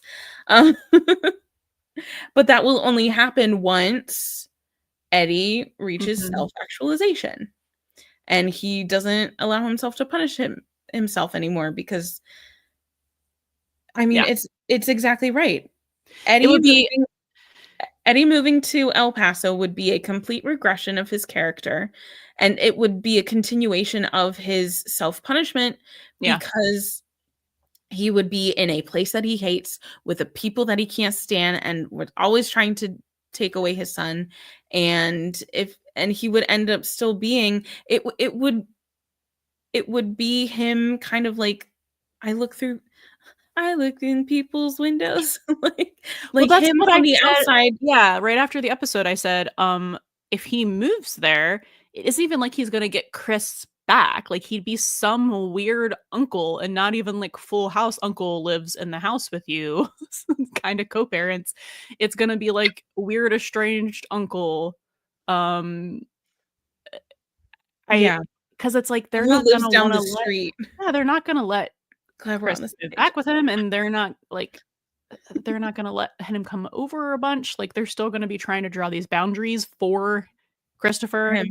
even though we haven't directly heard from Christopher anything besides that he called them. Exactly. And so, like, I think Eddie and Chris need to work together to draw the boundaries for themselves, because it seems like, as far as we know up to this point, those boundaries and lines of communication are being drawn by Eddie's parents, and Yeah. that's And I don't know it. why. And it's Um like we got that hint of him being like starting to be a little more aware of in and 806 in Confessions when mhm. the hot priest, I'm sorry, I can't call him Father Brian because first of all, I've called him hot priest this whole time. We And got into also the habit. my father's name is Brian, so it's That's ew. weird. Um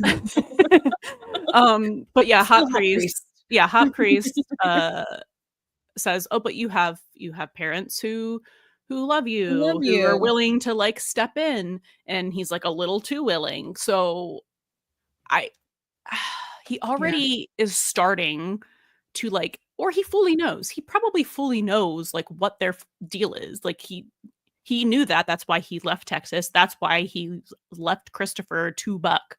Mhm. I mean, one of the reasons. But like, so to me, it's like if he moved back there before, like at all, actually, Yeah. even if it's like after he has his realization, if it's after he has his like self-actualization, realization, all the things to be like, "Uh, I do deserve happiness, and I do deserve to like be treated not But like." where's his happiness? It's based in LA, and Yes. not even just like Buck's But no, I'm sexuality is talking not like no, I'm connected talking to anyone about else. him It's finding just like, happiness like in yeah. himself because Yes. I said this too. I don't think I've even said this on the podcast. I say it all the time, but I don't think I've Ooh, managed to say it on the exclusive. podcast. Which is that like I know I see like on the streets a lot people saying that Buck hates himself or used to hate himself, and I don't think that's ever been true. I think that Buck uh He has self-worth he has issues, oh yeah, really but he bad doesn't self-worth issues. he And doesn't actually hate himself. no, he doesn't hate He himself. doesn't think that He he's thinks like, everyone hates him.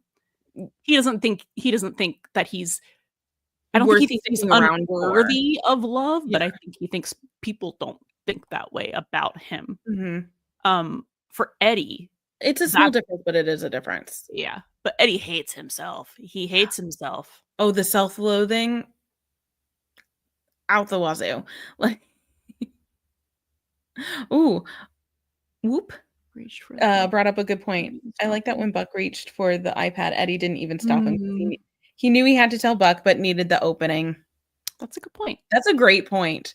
And like he had to Eddie, have known that turning it over would have been shady anyway. So like he should have just like turned it off. It was not slick at all. No, but like Eddie panics when it's about stuff like that. Yeah. Like sometimes he does not think very rationally when it's stuff about himself or like divulging information about himself. And that's the thing. I don't think would have been able to tell Buck. He wouldn't have been able to bring it up himself. He had to rely on Buck instigating the he couldn't even tell Buck he put him in his will until a year later. Almost died, and then he even still wasn't going to tell him then. But it was because Buck looked him in the face and was like, actually, I think I should have been shot. That he was like, and I think we see this all the time too. Like when I'd have to go back and actually like pay a little more attention to, but I think a lot of times when Buck and Eddie have these like heart to hearts, but it's specifically like Eddie has something he needs to get off his chest about. I think he lets Buck take the lead in instigating the conversation, because we see this in season 2 with the Merry Xmas with the conversation he's waiting for Buck to start the conversation, and when he doesn't, he's like, aren't you gonna do the thing? Yeah, because it's that same thing. Because it's not even like Buck talks for him. It's like Buck starts the conversation, and then he will, not like a therapist, but kind of, where it's like he just waits. Like he'll start the conversation, ask a question, and he just waits for Eddie to answer, however long it takes him to get there. They work in relation to each other, because Buck, who is the talker, can always feel like he doesn't necessarily need to keep talking with Eddie. Like he always and he always kind of knows when Eddie wants to say something. So like where like they're each other's quiet comfort, right? But since Eddie is typically the quieter person anyways, with Buck, he can't stop talking when he's with Buck. And it's so nice because then that gives Buck like an opportunity to like listen. Not that he wouldn't anyways, but what's cooking in that brain? Oh, I just thought of a parallel that we can get, and it's not even that it has to be romantic buddy related, but I think we might be getting what do you want parallel from the kitchen in season 7. When Eddie says, I don't know. So it could be romantic, or it could be Buck trying to like get him to actually talk about the whole Christopher and like Texas move of it all. It could be, what do you want? Wait, Eddie hasn't thought about it. He hasn't thought about what he wants. No, because he hasn't fully let himself like be selfish yet. Actually, that's so funny you said that, because I saw a tweet earlier on my timeline, and I'll have to find it again, but it was someone tweeting essentially like Buck and Eddie tonight, and it was just pictures of like Noah and Allie from The Notebook, like from the what do you want scene, or like from like the rain. No, it was from the rain kiss, because of like all of the water stuff. But like in my head, I think like the what do you want? What do you want? Yeah. And so that just, I keep thinking I need to rewatch season 7, because I think that Tim was laying up a lot of things. That we've already seen, putting in the groundwork. That we've already seen come back around, even if it isn't like full circle, it's still getting like touched back on a little bit. We talked about that quite a bit in the episode that came out today, like not on purpose. We just kept thinking of parallels. Yeah, because I think, well, that really comes down to what our view on season 7 was, because it was a shortened season, because it was he was setting the shit up. Tim's return. So he was like, okay, we're going to kind of like, and it was on a new network. So there was a lot of like, we're going to kind of blank slate this a little bit, but I think there was more but like behind the scenes, under the surface of laying the foundation to build these things that we're seeing come up. And especially it's so hard watching these live now as opposed to rewatching like we're doing for the podcast, because we don't have the knowledge of like the where we're going. We're just kind of along for the ride, as we do for like, for season 2, we know where season 2 ends, and it's kind of like a closed loop sort of situation. So I'm wondering if 8B, like upon a rewatch, is really going to be pushing stories forward, and 8A in like retrospect is really going to be like a tying up of basically like a 7B almost, Yes. Tim basically in his interview that I only have seen a couple snippets of, one of the things he said, we should read those. Do I have it on this page? Oh no.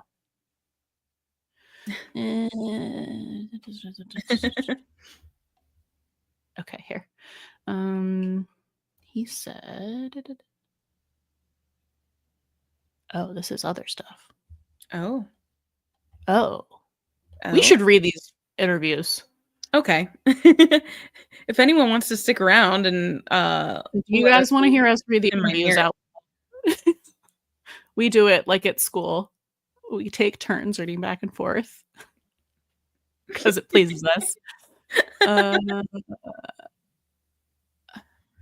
Here, the show is on break until March. What are you excited to dive into once you're which back one is it? The next 10 episodes? I'm just reading this one quote that I was thinking of, and then we can decide if we're doing that. And Tim said, if you felt like something wasn't touched upon sufficiently in the first 8, you're going to get everything you probably want in the back 10. So he knows. See, and this is why, call us silly or whatever, but this is why we have like faith in him, because he knows, he's so entrenched in television and the structure of television and how to write a narrative story that like he ends up following through, even if it's not in the way that like we think or that you necessarily want, but it like does like come to a like full story. So it's that we can recognize when good storytelling is happening, but it's also because just say Buddy Cannon. He has basically said Buddy Cannon. He's almost said it, like so because we come from Supernatural and other places that have had bad writing, or bad show running, or both. Sometimes at the same time. Mm-hmm. So we know what bad is. We know.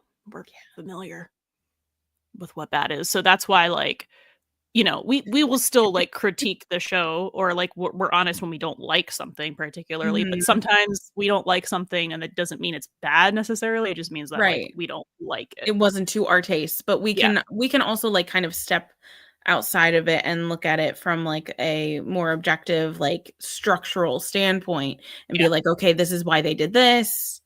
Doesn't mean we have to like it. No, but so most of the time, like, I mean, it's hard to say because we are so new and this is our first live season, but most of the time, this season, especially, even if I've been like, where are we going with this? It's worked out so far. And like, he is following through on so many things that he set up, not just in season 7, but set up before he left, is already following up on that shit like he did on 7 and still in this season. And so that's why I'm like, I trust him to tell a good story. I don't know how he's going to tell it. We don't know what story he's telling, but we know that it's going to be a good one. Right. Well, I mean, yes, overall, but I think know what he's referring to Buddy. Like, listen, I'm not even clowning for Buddy anymore. Like, I'm not even like, oh, hopeful. I'm literally in the place where I'm like, it's happening, because that's what the narrative. that's like, what the capital N. story is telling me, and I can only interpret the story that's being told.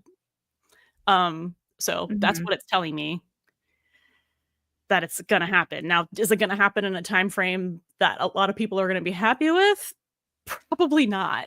No, because everybody wants everything like right Right now, now. and we are on the team with Oliver Stark, which I'm is just like, probably give us the yearning. Let it simmer. Let it like we literally have a segment in the podcast called Slow Burn. Like yes. we're Yes. we're so here for the angst and Yes. just like Yeah, and even, I mean, our friend Meg belonging. here earlier, who's been here since season 1 in the trenches, she even is like, I don't want them to just get together. She's like, I want it to be drug out. Like, I want it Yeah. to be the yearning and the pining and all of the, like, the whatever miscommunication is going to happen, the whatever, like, she wants it to be conscious. She wants, Yes. and we want them to be conscious of their feelings Yep. for all of that to mean something. Because yeah, they've been pining for each other, but they don't know that. No. There has to be them doing the exact same thing that they're doing now, but with like, the added element of like, oh, I'm doing this knowing they're doing it. because it's that awareness. Oh, that's what that weird feeling is every time that they're in a relationship. It's like, oh, Eddie, like, oh, that's why I sit across the table from Buck's girlfriends, looking at them like this. I'm planning their death in my mind. Like, oh, that's why I jump into a relationship the moment the other person is also in a relationship. Both of them do it. Oh my god, they're so stupid. Love them so much. Oh, my God, you're interested in someone. Interesting. Like, they're so smart. They're so smart about so many things, except this. So dumb. Very dumb. But it's because they don't do that, like, extra introspection, which, like, makes sense for their And because either of them has had a best friend before. I know. Like a best friend of the same gender. Because I believe that Shannon was Eddie's best friend. Yeah. Oh, absolutely. And there's so much love there for that, but, like, they don't and they don't understand. No. They're like, this is totally normal behavior. This is what everybody does, right? This is how people treat their bros. No. This is not. and I'm sorry, Buck, if you're using your sister and your brother-in-law as an example. Oh my god. They were friends. They were friends. You guys are dating. Like, my dude, take a step back, look at yourself. Do you retroactively hear yourself talking?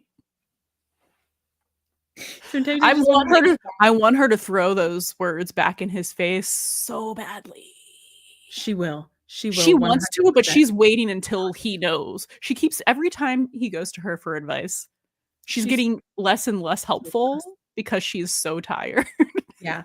Maddie is getting to the end of her rope, and I would be so amused if, like, she's deep in pregnancy and she's just like, get a grip. Oh my god. Yeah, the hormones push her to finally be like, oh my god, I can't watch this anymore. But I really think she is, like, waiting for him to realize his feelings before she's like, okay, now I'm going to get on your ass about this. Oh, I can't wait for that. And that's when, do you think that might be one of the reasons why they're keeping Eddie and Maddie apart so much? Because, like, if they have Maddie and Eddie interact with each other, what else are they going to do except talk about Buck, first of all? And then Maddie's just going to, like, interrogate Eddie about Buck. Oh, if we want to read articles. Okay, yeah. This is your private Bill. your private live stream, apparently. Why do I keep doing that in this window? Like I don't have two screens, dear Lord. Oh my gosh. Which one are we or are you going to put it up on the screen? No, I can't do that.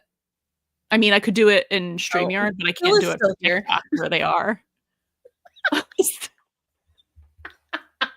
See, I this love is what you happens to us so all the much. time. We're like, yeah, I'm gonna go to bed, and then like DM each other. Yeah. Yep. We'll be like, talk to you soon. It's like 2 seconds later. Oh my gosh. So codependent. I have so we have the decider and we have screen rant. What do we want to read where did you first? put these in articles?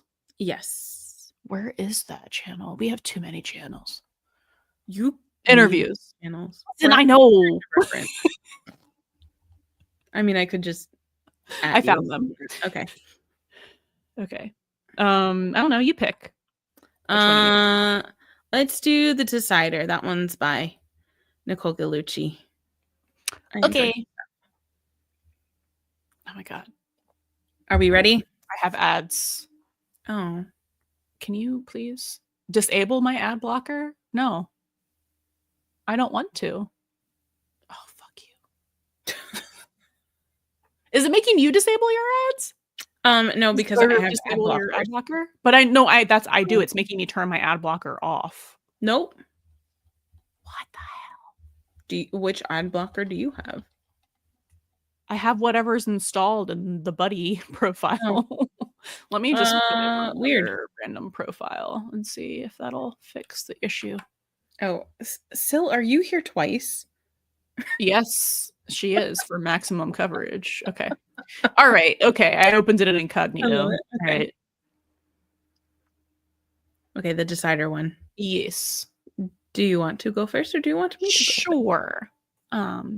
After a B-NATO, an emergency plane landing, a Halloween curse, a hot priest, capitalized, I love it, several mustaches, a breakup, a risky business dance, a pregnancy announcement, and many more 118 shenanigans. 911 that covers it. Aired its mid-season finale. Why did she say no? No? Why are we saying no? Ma'am? Priscilla. You can't just say no. Don't be like Buck and Eddie. Give us context. Oh. Oh. Okay. So you're just lying. Okay. Okay. Gosh, who are these two people that we've never seen before in our lives? Totally different people. Okay. Okay. Season 8, episode 8, Wannabes put Athena on a chaotic cart cop case. Excellent alliteration. Shined a spotlight on Hotshot star Brad Torrance and left Eddie considering a move to Texas in hopes of reuniting with his son Christopher. Sorry, a Ryan Guzman video popped up as an ad here, and I'm like, is this an old one or a new one? I think it's old. I got distracted. Sorry. Ryan Guzman, what? Like a video interview, like from Decider, popped up. Oh, this okay. is what you miss apparently when you have ad blocker. It's okay. I've probably seen it before, anyways. The episode also kicked off a lengthy 3-month hiatus for the hit ABC series. So to help hold fans over, Decider hopped on a Zoom call with 911 showrunner, co-creator, and executive producer. He does all of it. He does all the things. Tim Minear to get some behind-the-scenes insights into the first half of the season and what's to come. As we go out in episode 8, I want fans to know that during hiatus, except for Buck feeling a certain kind of way. What kind of way is that? Hold on, I need to read that again because I haven't read these before, and sometimes when I read out loud, my comprehension level drops drastically. Oh, no. Okay, as we go out in episode 8, I want fans to know that during that hiatus, except for Buck feeling a certain kind of way, their 118 fire family is all back together and everything is right with the world. So everything's fine. Right. Well, except for Eddie too. Is he counting that Eddie's like trying to make it right, I guess? I guess. Tim, Interesting. did you forget about Eddie? He never forgets about Eddie. Eddie is his favorite. Sound too good to be true? This is 911, so of course it is. By the end of episode 9, the showrunner continued. The same cannot be said. From major mid-season finale moments to juicy teas, the paragraph continued, I believe. No, but like by episode 9, the same cannot be said. Yeah. Cool. Well, I mean, Maddie is getting kidnapped by a serial killer, so that's exciting to look forward to. Great. Continue. From major mid-season finale moments to juicy teases for the second half of 911 season 8, Minear reflected on his carefully crafted plans for the 118, starting with the decision to give Brad his hero moment in the mid-season finale. When we decided to have Bobby consulting on this TV show, we had talked a lot about what interesting stories we could tell in that world, and there was never any room for them because Athena was landing a plane on the freeway. It's like, yeah. Whose fault is that, Tim? He said, I always knew I wanted to carve a little meat there and give something nutritious to the audience. What is happening? What is happening? I'm sorry. I knew I always wanted to carve a little meat there and give something nutritious to the audience. Okay. He wants to give us something to eat. He's feeding us. That's what he's saying. I know, but like the way that he's saying it is just so funny to me. Not just have it be a joke in the background. And by the time we got to episode 8, it was also partially because Callum Blue was so great. During an interview earlier this season, Blue told Decider that 911 was the first major job he landed after a 7-year sabbatical from the entertainment industry. Playing an actor and bringing the show within a show to life not only helped Blue fall in love with acting again, but Brad's storyline allowed Minear to pay yet another homage to an old movie he loves, My Favorite Year.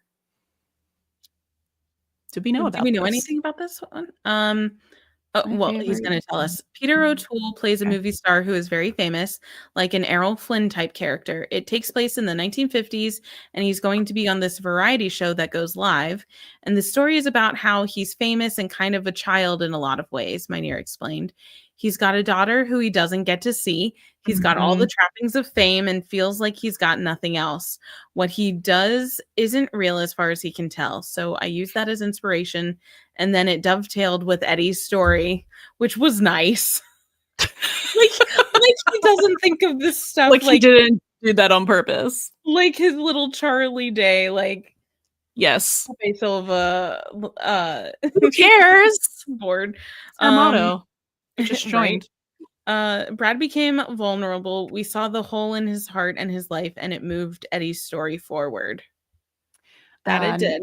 911's mid-season finale ends on an extra meta, lighthearted note with the 118 helping Brad's character come out of a coma on the Hot Shot set.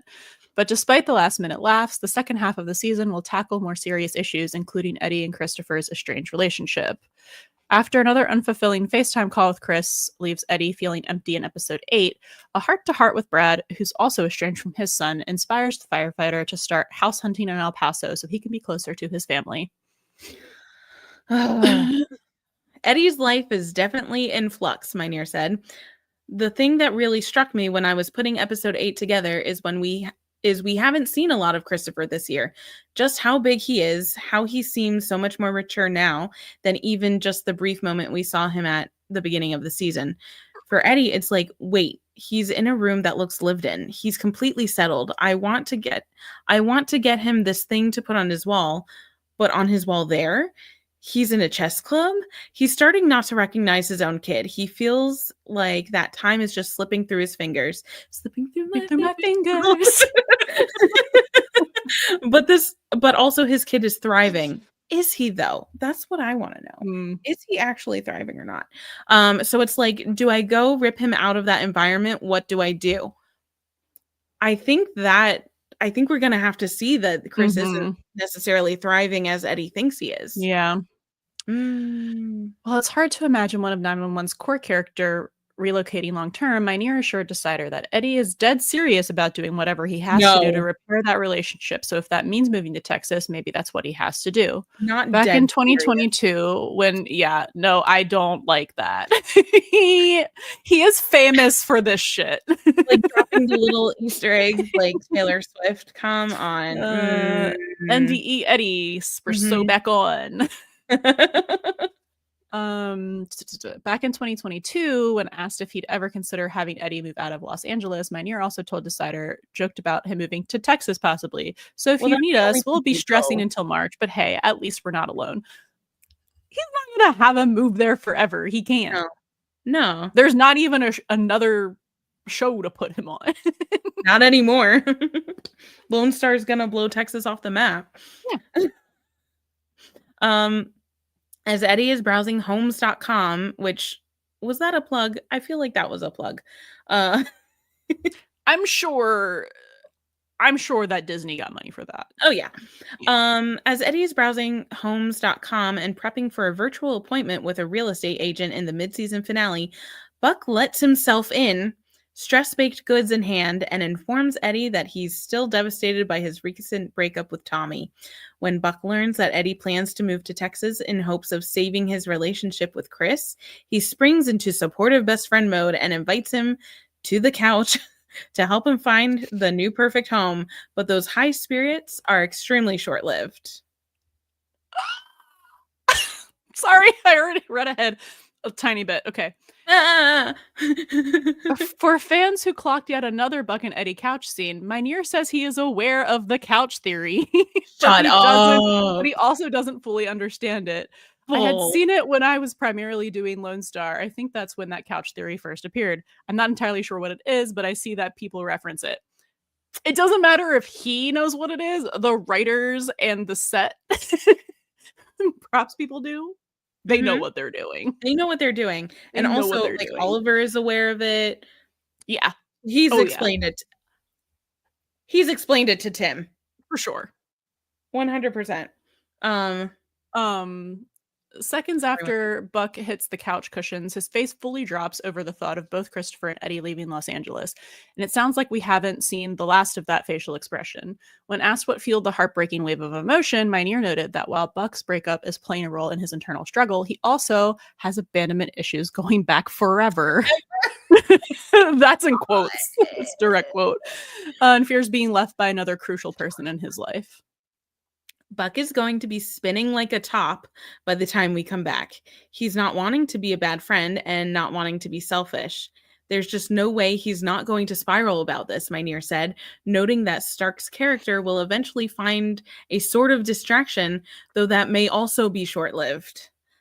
He's going to have to find something to latch onto to keep from completely spinning out of control. And he will find that. He will find that when we come back, and we'll see about that and how long that lasts.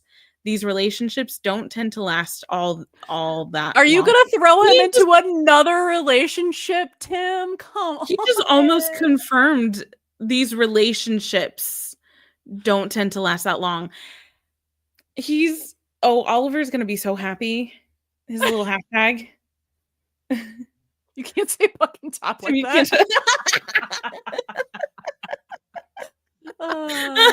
Spinning like a top. I'm so sure. Oh my god. Okay. Yeah, no. Let Buck fuck is so on. It's so on. Like I already to me that's assumed confirmation. It was that's on. Confirmation, right? I assumed it was on because Oliver even brought it up in the interview. About it. Exactly. And then because of how this ended, I was like, well, how is he going to deal with it? Baking's not happening anymore. Baking's off because missing Tommy is canceled. He needs that connection to people, and if he's feeling disconnected from his relationship, from his best friend, he's going to look for a connection. That might be a little bit of a regression, but I'm hoping that it's going to be in a slightly more healthy way.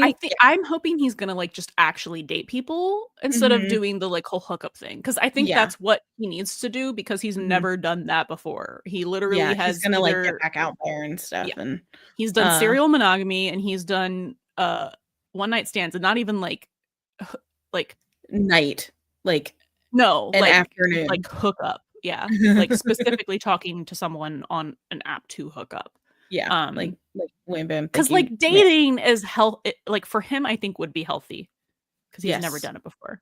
Yeah, And he doesn't know and this he way doesn't gets know what he wants. So like, and this way he would get to explore. So by Mhm. going on multiple dates Yeah. with people, men and women, like he'd be able to Mhm. he'd be able to figure out what he wants. Yeah. And then maybe with that comes a little more of an aha moment, not a full aha, but just like getting there, like like working his way there.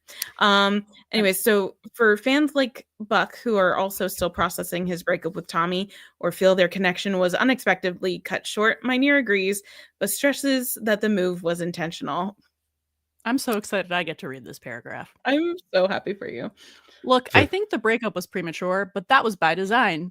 I did that shit on purpose. That's parentheses in me. If you hear me like whisper like that, that's just like a parentheses. Yeah, our little asides are our commentary. Yeah. I think you can tell. For me, the story that I was trying to tell was here's a guy, Tommy. He's not a main character on the show.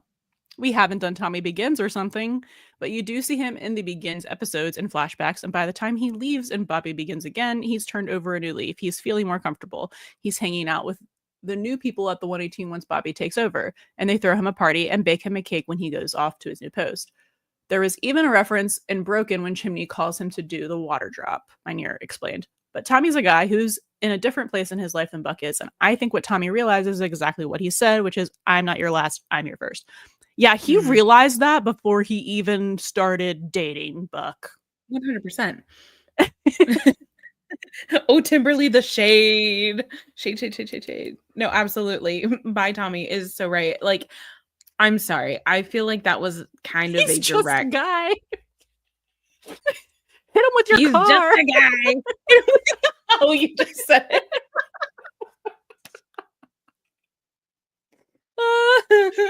Yeah, he knew. Like, come on, it's just a guy. That's. I mean, I don't know. That just feels like shade because it's like very obvious if you like. Even if it wasn't obvious while it was happening, if you go back and watch it, it's very obvious in every way it could possibly be that he was brought in to be a plot device from the very beginning. And I think Tim has said that before because he was like, you wanted to bring back, I don't like Lucy, but what's Ariel Kibble wasn't available. Yeah, she wasn't available. So he was like, I went through my Rolodex of helicopter pilots. Like, if that doesn't say plot device, I don't know. And then the story was initially going to be Eddie, but then it became Buck's. And then everything that's in the script, he shows up at Buck's apartment and says, don't worry, I won't stay long. It's right there. Come on. And everything, like, because we never learn anything about this guy. Like, if it was supposed to be a character that was going to be a real relationship, they would have developed the character. Buck, they would have developed the character, but that was never what he meant to do. The only guy who's not just a guy is Edmundo Diaz. You were so right. So true. He is the guy. He is the it girl.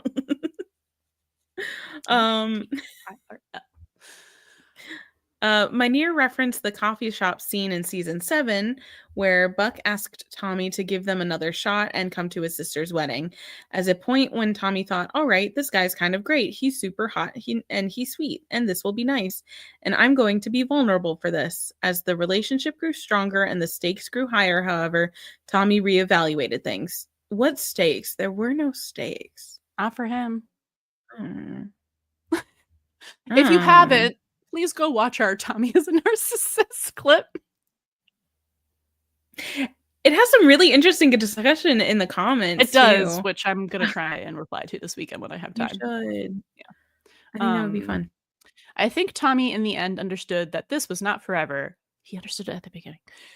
That Buck is exploring himself. He's still figuring himself out. And even if Tommy doesn't know it, he might sense the fact that Buck likes to jump in with both feet a little bit precipitously. Mynheer mused. So was the breakup premature? Yes, because Tommy was put in a position where he had to be honest. And once he speaks the truth, which is, I think I know where this ends and I can't move in with you, he's kind of breaking the spell of that honeymoon. Not bringing up the honeymoon reference again. Tommy even says, I didn't see this coming either. I don't think either one of them did. The rest of us did. Does he mean I don't think either one as in Buck and Tommy, or I think Buck and someone else? Oh. I don't know. I don't know the wording on that. Like, was the breakup premature is like the specific wording that was used in the other article. So I'm like really curious, like if he read that. Because I feel like yes. Yeah, because I saw Nicole tweet and she was like, come on, finish up the article so you can watch the episode. So I think this happened today. I think this interview happened today. So yeah. Ooh, that's hilarious to me. That's all. Shade. I wonder if they talked about it before they started doing the interview. Probably. As Buck and Eddie sort through their own personal challenges when 911 returns, Mynheer assured Decider that more personal storylines for Maddie, Chimney, Athena, and Bobby will also be explored. Maddie's pregnancy story will factor in not insignificantly, double negatives, in the first 2 episodes when we come back, and the Bobby and Athena building a new house story will hit that pretty hard in episode 11. The showrunner said, we're going to get everything. When asked if there's one special episode that he's excited for fans to see, Mynheer confidently replied, all of them, actually. As far as the ones that I have worked out and the ones that we've shot, I'm really excited for episode 9. There's a great story that starts in there. We'll also get to see Buck dealing with his abandonment issues. Oh my god! Oh no! Actually dealing with them? Like dealing with them? Like actually confronting them? Ooh. And working through them?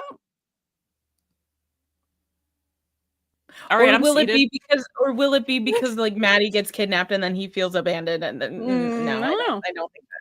No. But he says specifically dealing with his abandonment issues. Dealing with his abandonment issues.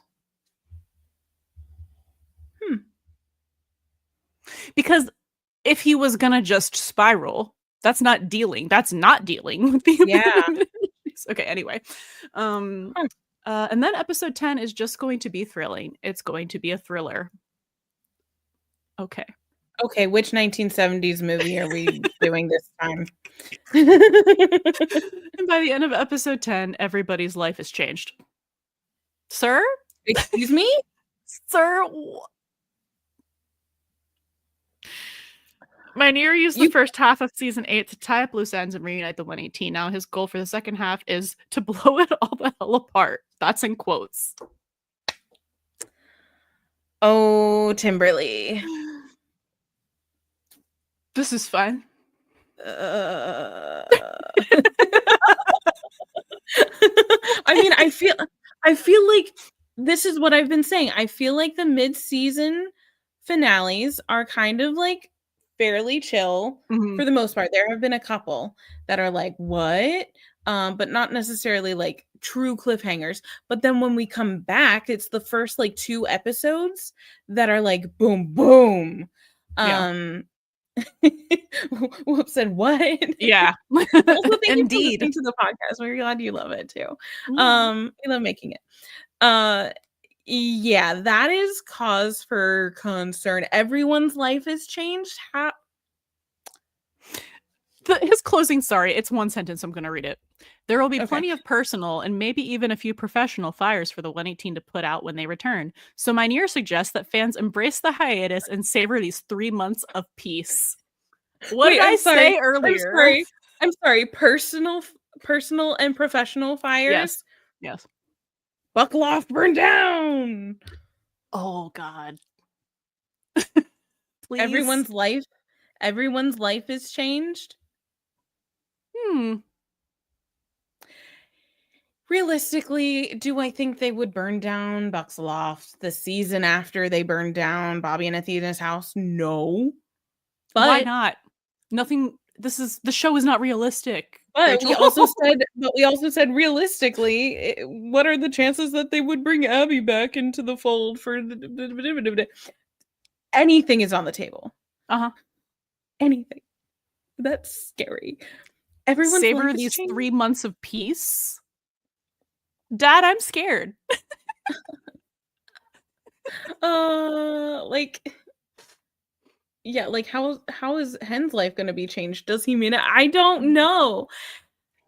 So like Hen we and think Karen? that they've been setting up Hen to take some kind of step back from work a little bit. I'm curious about that. I don't know. I don't think she's gonna quit, but I think she might work less hours, go on take like some other position.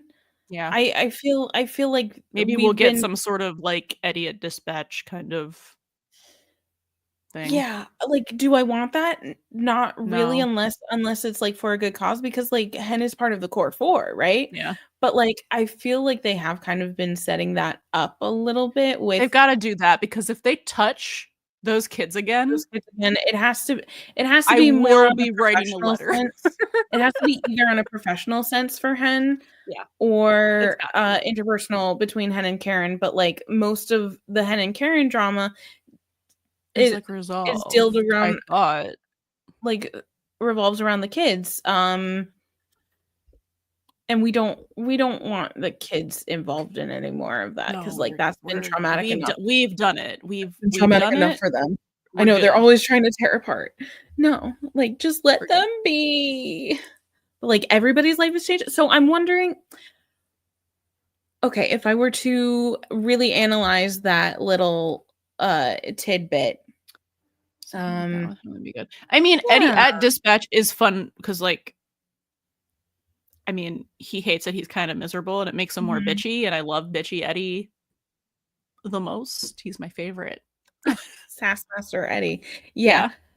Like, if I were to truly like analyze that everybody's life has changed, I would say maybe not so much in everybody individually, like something in each individual life has changed. I would say that's more of like a general statement. So maybe something so big happens to like one or two people that it affects everybody else. Well, if Eddie actually moves, that's kind of where I'm going with that. I mean, that could be him, like, instead of Eddie coming out to the 118, it's him dropping the bomb of him moving to Texas, which I would hate. Like, I'm so locked in, but I hate it. Like, is it fascinating story? Yes. Do I hate it? Yes. I'm not chomping at the bit to like, I mean, I am, but I'm not like in a rush, because like I know that's happening. So I'm just nervous about him actually going to Texas. And for how long? Trust the process. Trust the process. Trust the process. Trust the process. Trust the process. Oh my god, he is okay. He's a menace. Tim, he's a menace. Yeah, he is, and he knows it. And he's a little Kayla gremlin. He looks through his little binder of like, what can I tease today? What can I say that's going to make absolutely everybody go completely unhinged for 3 months? And then I just like go sneak back in my little corner and go like, hey. Like, that's what he does in my brain. Which is fine. And you know what? I gotta respect it. I do respect it. I do. But like, good Lord. Shall we hop onto the Screen Rant interview? Yes. Oh wait, is this a teaser? I thought, hang on. Oh yeah, because this has in an interview with Screen Rant Rachel. Is that not like a full article? No, full there is one interview? snippet here from him that before his Let me quote. find. In an interview with Screen Rant's Rachel Forch. How do you say Orch, her I name? think. Forch. Okay. Excellent name. I love a Rachel. About the 911 fall finale, Minear was asked about what Buck's storyline will look like when the ABC drama returns with new episodes in March. The showrunner, who co-created the series with Ryan Murphy and Brad Falchuk, mentioned that Buck's storyline will be more focused on Eddie and that Buck will experience a bit of neediness and anxiousness. Yeah. Love to see it. Buck's storyline will be more focused on Eddie? Like it isn't already all the time. Buck's story is a little more focused on it. Is that an actual thing that came out of his mouth? Mentioned, yeah. It says he mentioned that Buck's storyline will be more focused. I haven't even gotten to the quote yet, but it says he mentioned that Buck's storyline will be more focused on Eddie and that Buck will experience a bit of neediness and anxiousness. The quote, when we come back for the second half, at first, Buck's story is a little more centered around what's going on with Eddie and what he's about to lose there. And then he will, of course, end up putting all of his anxieties and neediness. He'll find something else besides baking to funnel all that into. What did I fucking say? We'll see how well that works out. Oh my God. Oh, I know Oliver's so happy right now. Oh, he's thrilled. He's spending his hiatus going like hee, twirling his hair. Oh my gosh. I love that quote. I hate that Screen Rant does this where it's like they have an interview and they like breadcrumb us about it before the actual interview comes out. And it's like I don't really want to see the spin on a specific quote. I just want to read the whole thing. But like I understand it and you have to get clicks and that's fine and whatever. But man, I thought there was more like article stuff. Sorry. What? Oh my gosh. Oh my gosh, what happened? I don't know if this is what she said, that it was for private, but I don't think it's bad, so I'm gonna read it. This is a tweet from Kitty E. Diaz. I just had a prophetic vision of season 8B opening with Buck dating a man who looks exactly like Eddie, and he is played by Ryan Guzman in a wig. Oh my God.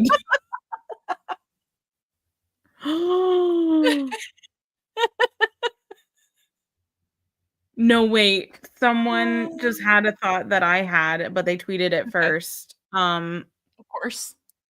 We're too busy talking to actually tweet. I know, things. to look at what are the streets saying? Someone tell us what the streets are saying. Obloquius, that's funny, says, ha ha ha ha ha, wouldn't it be so funny if Buck moved in at Eddie's when he leaves, paralleling him staying at Abby's place when she left, I'm literally about to rip my headphones off. Oh my God. I literally had that thought. Still is on the streets. Still be our reporter in the streets.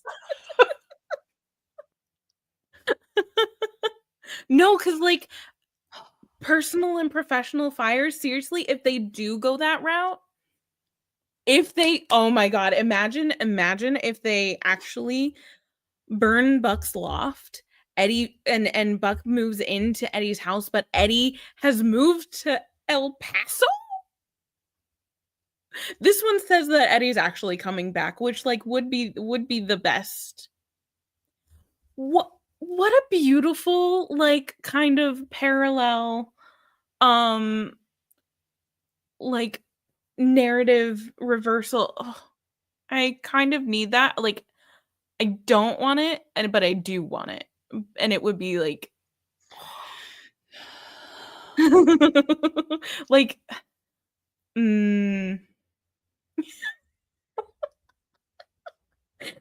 so serious.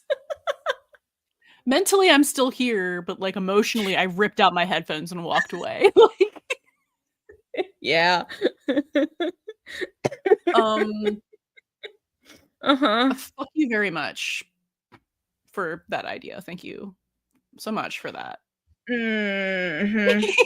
Also, no, Get thank it, you. but also no thank you. Exactly. Like, I so get it, and, like, it would be done really, really well, and But, like, I love okay, I I love a don't cyclical know narrative, okay? I I don't know love how a much parallel. of a grain of salt we need to take Tim's answers on that one interview, but, like, it sounds like he's implying that Eddie's going to actually move. I don't like it.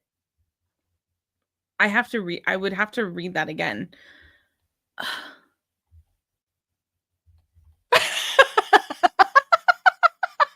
What now? Oh my god.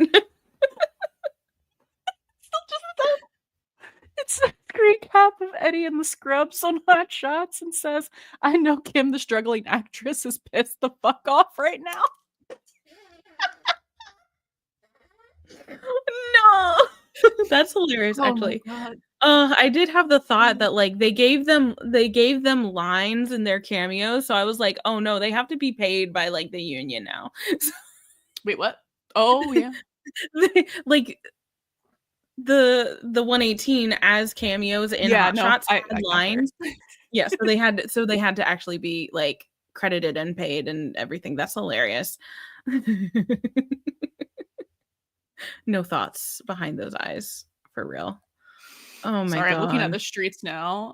Melly, Bucky, Mhm. said, "There's something about Buck saying he doesn't trust Eddie to pick a nice house out on his own that reminds me of Buck not wanting to pick the wrong couch again. And it's making my head spin," and then has a video clip of both of those things. That's I fine. And then he goes to the right couch to help pick out the right house.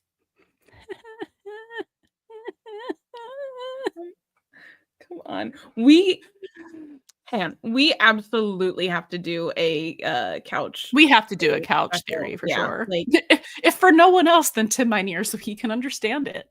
Since he house claims he theory and doesn't. couch theory. House theory and couch theory. Wait, we House theory, so on. so Tim can understand. Did you just get that? No, just like auditory processing. Yeah, I know, I got you.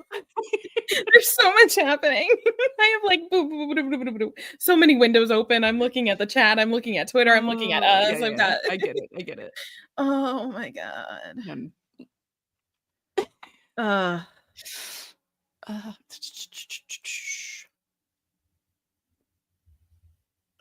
wait, what? what? Wait, what? Can't leave Wait. me in the dark like this. Wait, what? Is this another interview? Hold Huh? on. Share with the class. Entertainment Weekly. Hold on. I don't like the headline. Can you drop the link in? Yeah, I'm working on it. Oh, you're fine. You're fine. The headline is That's Eddie a leaving decider link. 911? Buck will spiral like a top. Stop. And you chaos just sent is me the coming. same decider link. Did I? Yeah. What?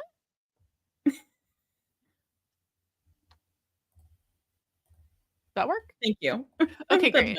better.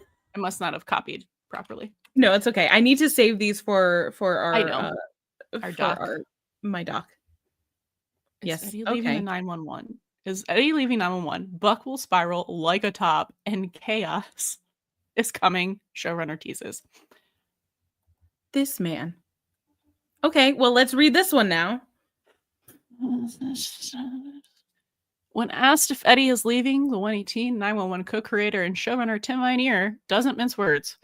"I mean, I could tell you how it's going to play out, but then I've ruined the story." Minear tells Entertainment Weekly when I catch you. when asked Ryan Guzman's future on the ABC drama after his character Eddie revealed on Thursday's mid-season finale that he is looking to relocate to El Paso to be with his son Christopher. Okay, so what can he tell us? Obviously, it's kind of from Buck's point of view. What is it? Oh my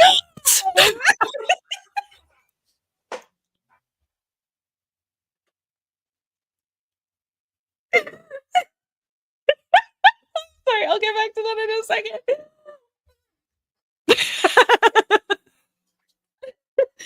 Exactly. So just all of us here just looking at each other and going like, exactly. Just I'm sorry. I will get back to the article in a second. I have to extrapolate on this for a minute. So, that's feelings realization right there. This is the circle finally happening from Buck Bother Bewildered. Yes. Where he's going to realize whose attention he was actually looking for. Yes. Mm-hmm. This is gonna eat. No, I'm sorry. Just like to have all of these, like, well, this is obviously kind of from Buck's point of view. You have 201 from Buck's point of view. You have Buck Bothered and Bewildered from Buck's point of view. You have this scene from Buck's point of view. There are more in there, but like, what do they all have in common? They're all about Eddie. Eddie. I feel like maybe we should repost that on our stories and tag. Just be like the next 3 months. Actually, we should remind me of that. But Buck's brain right now. Buck's brain at all times. Buck's brain and our brain.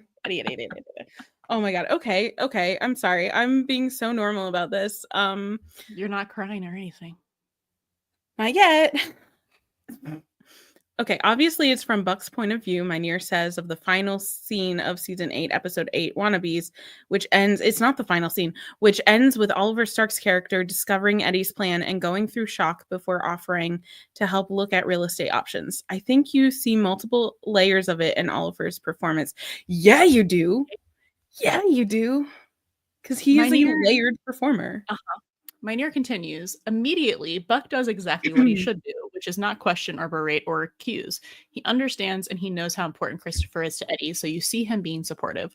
But as soon as Eddie turns his back, you see that his heart goes into his stomach. So does Buck like to spiral? He's going to be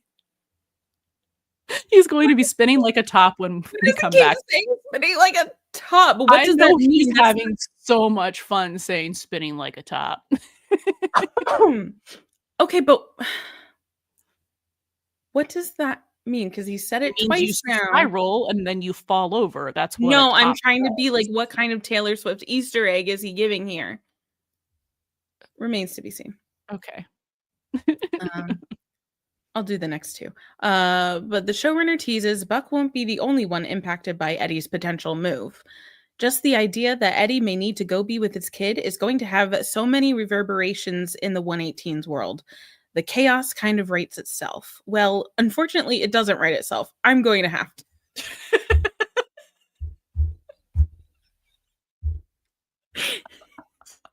Mr. Mynheer, can I talk to you? Can we exchange puns? I feel like our humor is just kind of like in line. I'm going to have to, says Mynheer, who has shot episodes 9 and 10. They've shot 9 and 10. I think we knew about 9, but I don't think we knew about 10. But it's still crafting the rest of season 8. Ooh, but I just think it feels like a real story that's earned. He adds with Eddie's predicament. It's not just like somebody got shot. Really,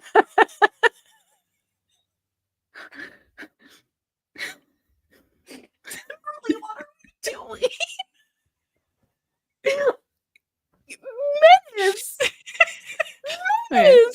It's not like somebody just got shot.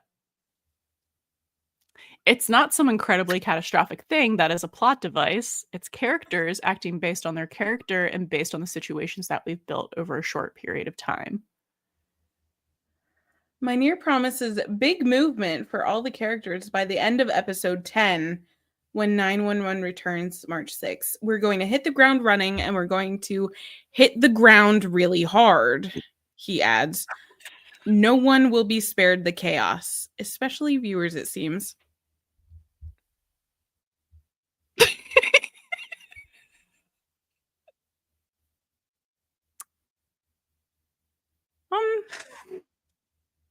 What are we doing?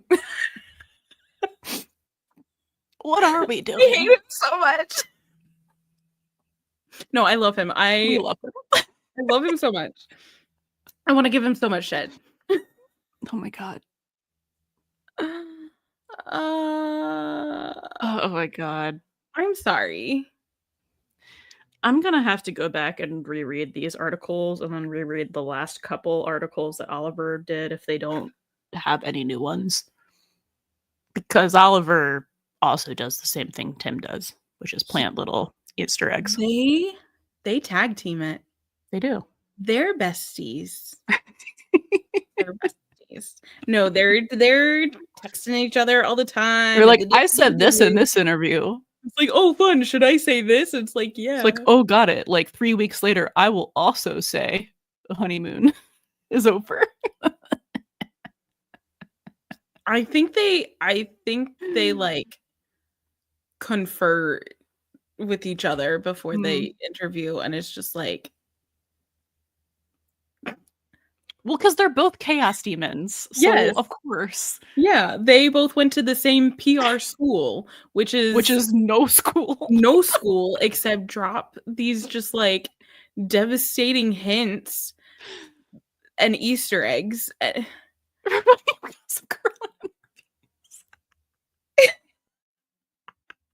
XOXO. They really do. Guess who was spotted? Likely place for him to be. No, that's too much, but same thing. I know, yeah. Oh my god. Oh my god.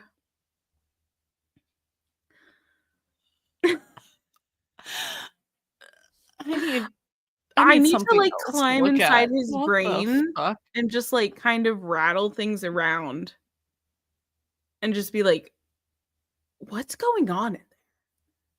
Because it's so like big brain. Yeah. And also just like unhinged. He is unhinged. Just like us. Aw, so nice.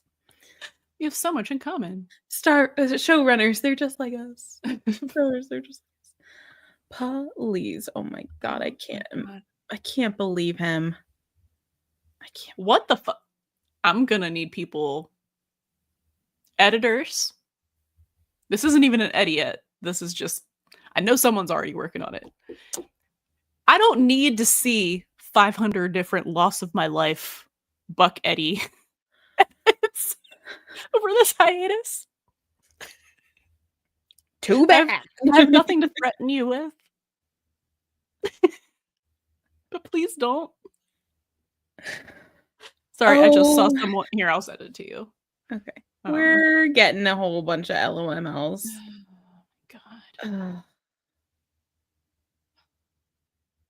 And the thing is, though, like when Eddie like moves back, I guess from El Paso back to LA, I will need a So Long London bunch of edits.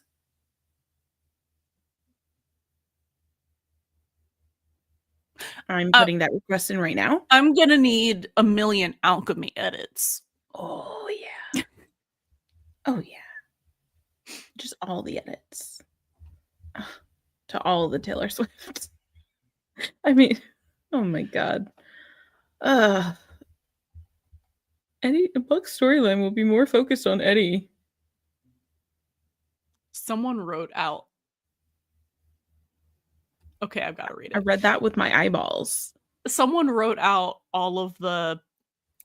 One of them starts dating the other one, blah, blah, blah. They wrote them all out. Okay, so this is from Blue Gray Tan, not Lena. Oh, I love them.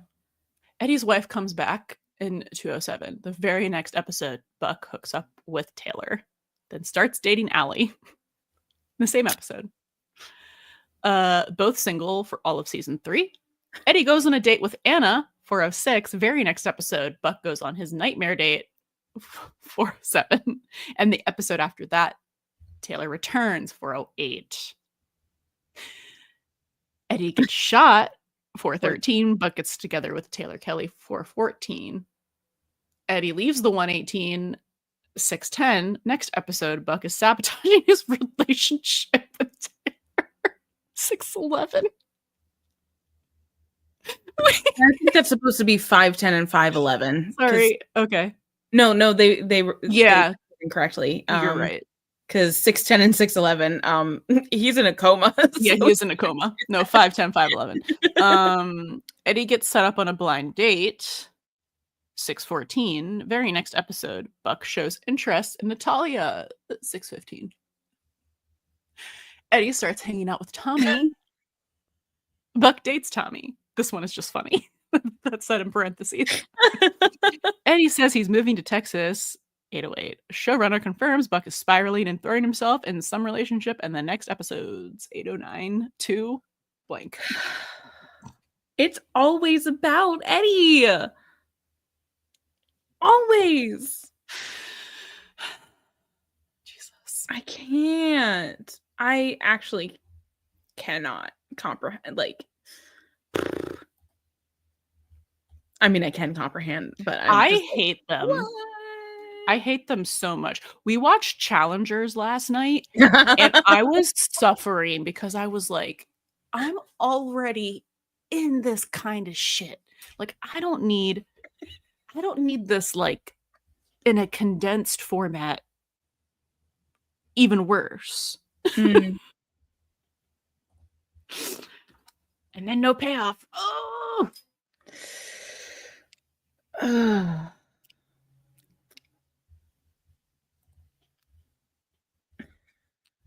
Eddie has a hot 6'2" man showing up unannounced to bring him home baked treats, and he's planning to move. I know, that was a whole ass basket. I know. And he like wrapped it in everything. He made it really pretty for him. It was so cute. He just gave like saran wrapped loaves to Chimney. No. Oh, this is great. Lizzie tweeted, cue Buck forgetting about texting his ex because he's now worried about losing Eddie. Wait, what? Sorry. What? Lizzie, at Lizzie that tweeted, cue Buck forgetting about texting his ex because he's now worried about losing Eddie. Oh yeah. No, Yeah. Tommy does not exist anymore. No. Because it was never about Tommy. It's always about Eddie. Ugh. It's always about Eddie. Come on. Melly, longest 3 months of my life. God, I love this show. They've never known a day of consistency in their life. That's real TV. I think those are so funny, but they are also like they're very consistent with a Yeah. lot of things, but time is not consistent. Yeah.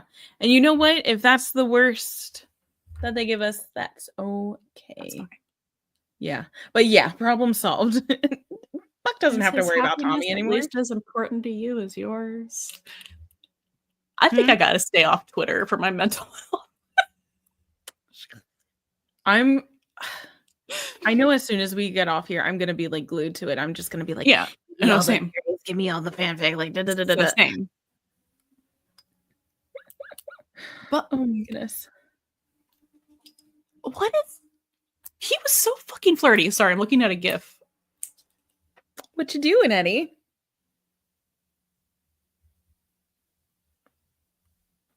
He really wanted to see what kind of porn Eddie was watching.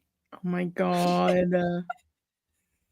Oh my god. He saw an opportunity and he took it and then had immediate regrets. It's fine. Yeah.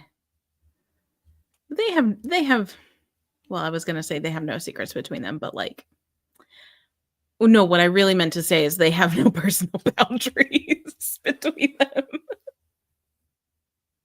What's mine is yours and yours is mine. Oh my god. I'm so glad I started therapy again.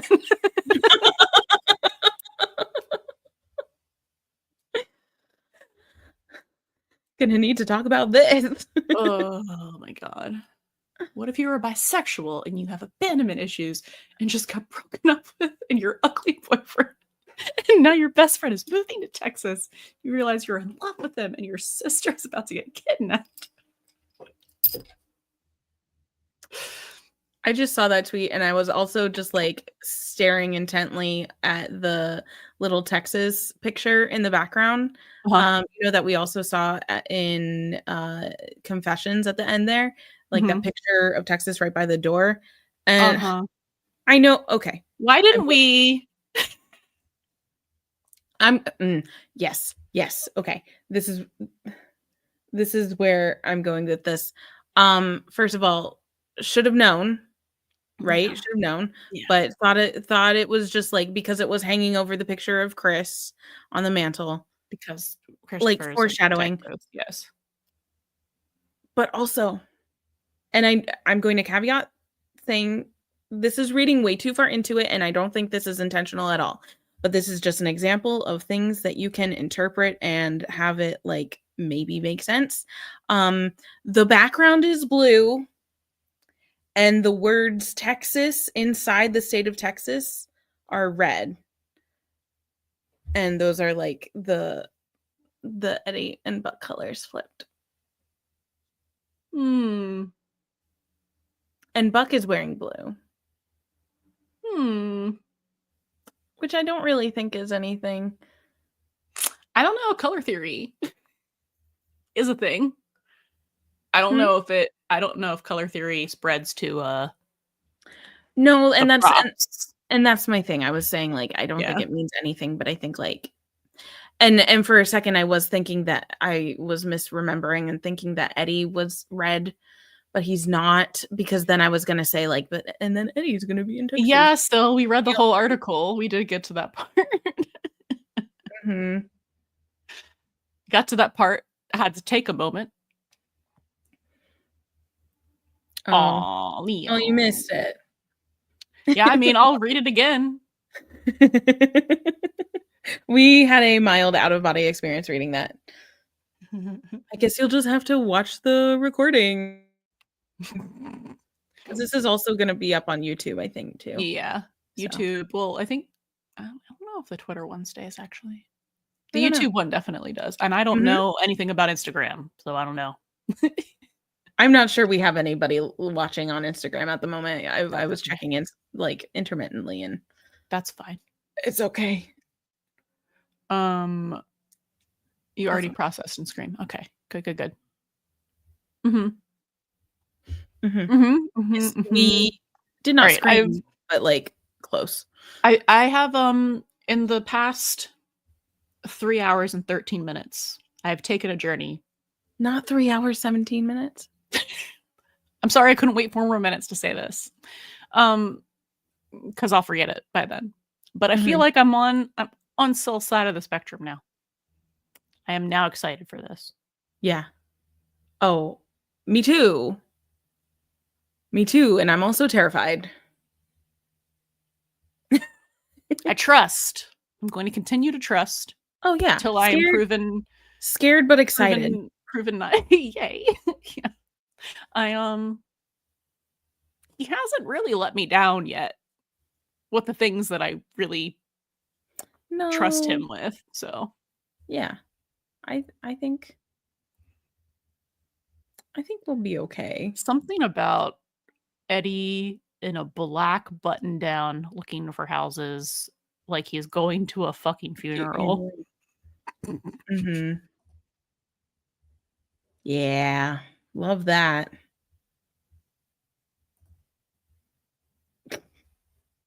What? Oh my gosh.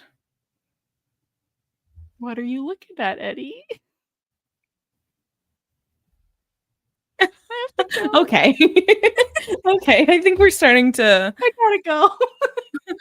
I think we're starting to like just devolve a little bit here. I don't have any useful thoughts anymore, I think, left in me tonight. I think what I have left in me is scrolling and looking at everyone else's thoughts. Yeah, and then just being like, exactly. Just two bitches looking at each other saying exactly. Yeah. That's our podcast, except there's 3 of us. 3 bitches looking at each other saying exactly. We're like the Spider-Man meme where it's like... Yeah. Anyway. Thank you so much for hanging out and with joining us. and chatting with us. Thank you, Whoop. Exactly. Yes, thank you, VIP, MVP. MVP. So glad you're enjoying the podcast. Yeah. And please come Yeah. talk to us on socials in the comments. We love talking to people.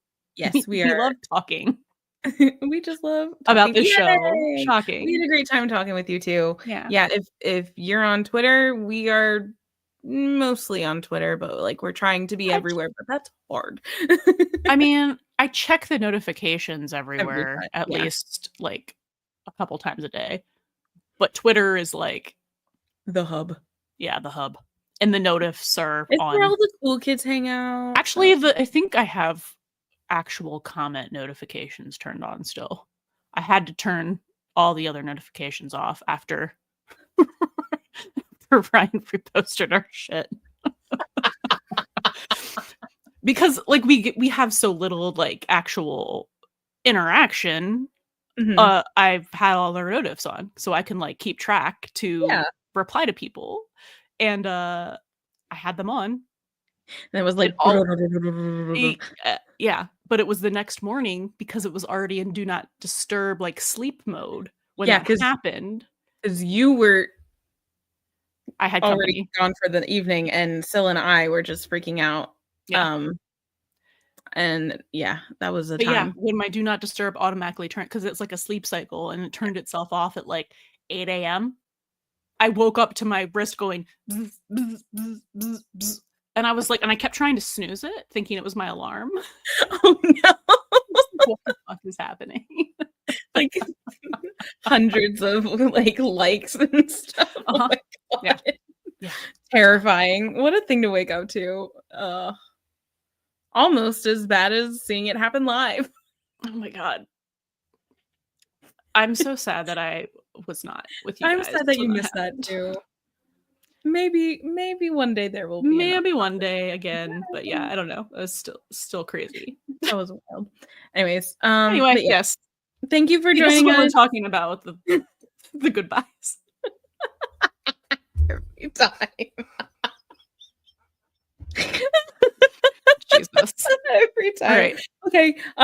But yes, we have we had so much fun. We had go listen if you haven't already to our new episode that was about season 8 episodes 4, 5, and 6. Yes. We will be doing one about 7 and 8, so look out for that one. And then our fun kind of like little mini-sodes for during the holidays. Thanksgiving. Yeah. Yeah. So, and I'm sure we will talk to y'all somewhere. Over the hiatus. Yeah. Like, what else are we doing? Oh yeah. All right. Good night. Bye. Bye. End. Yeah, I did it. And no, wait. The other place. Oh. End.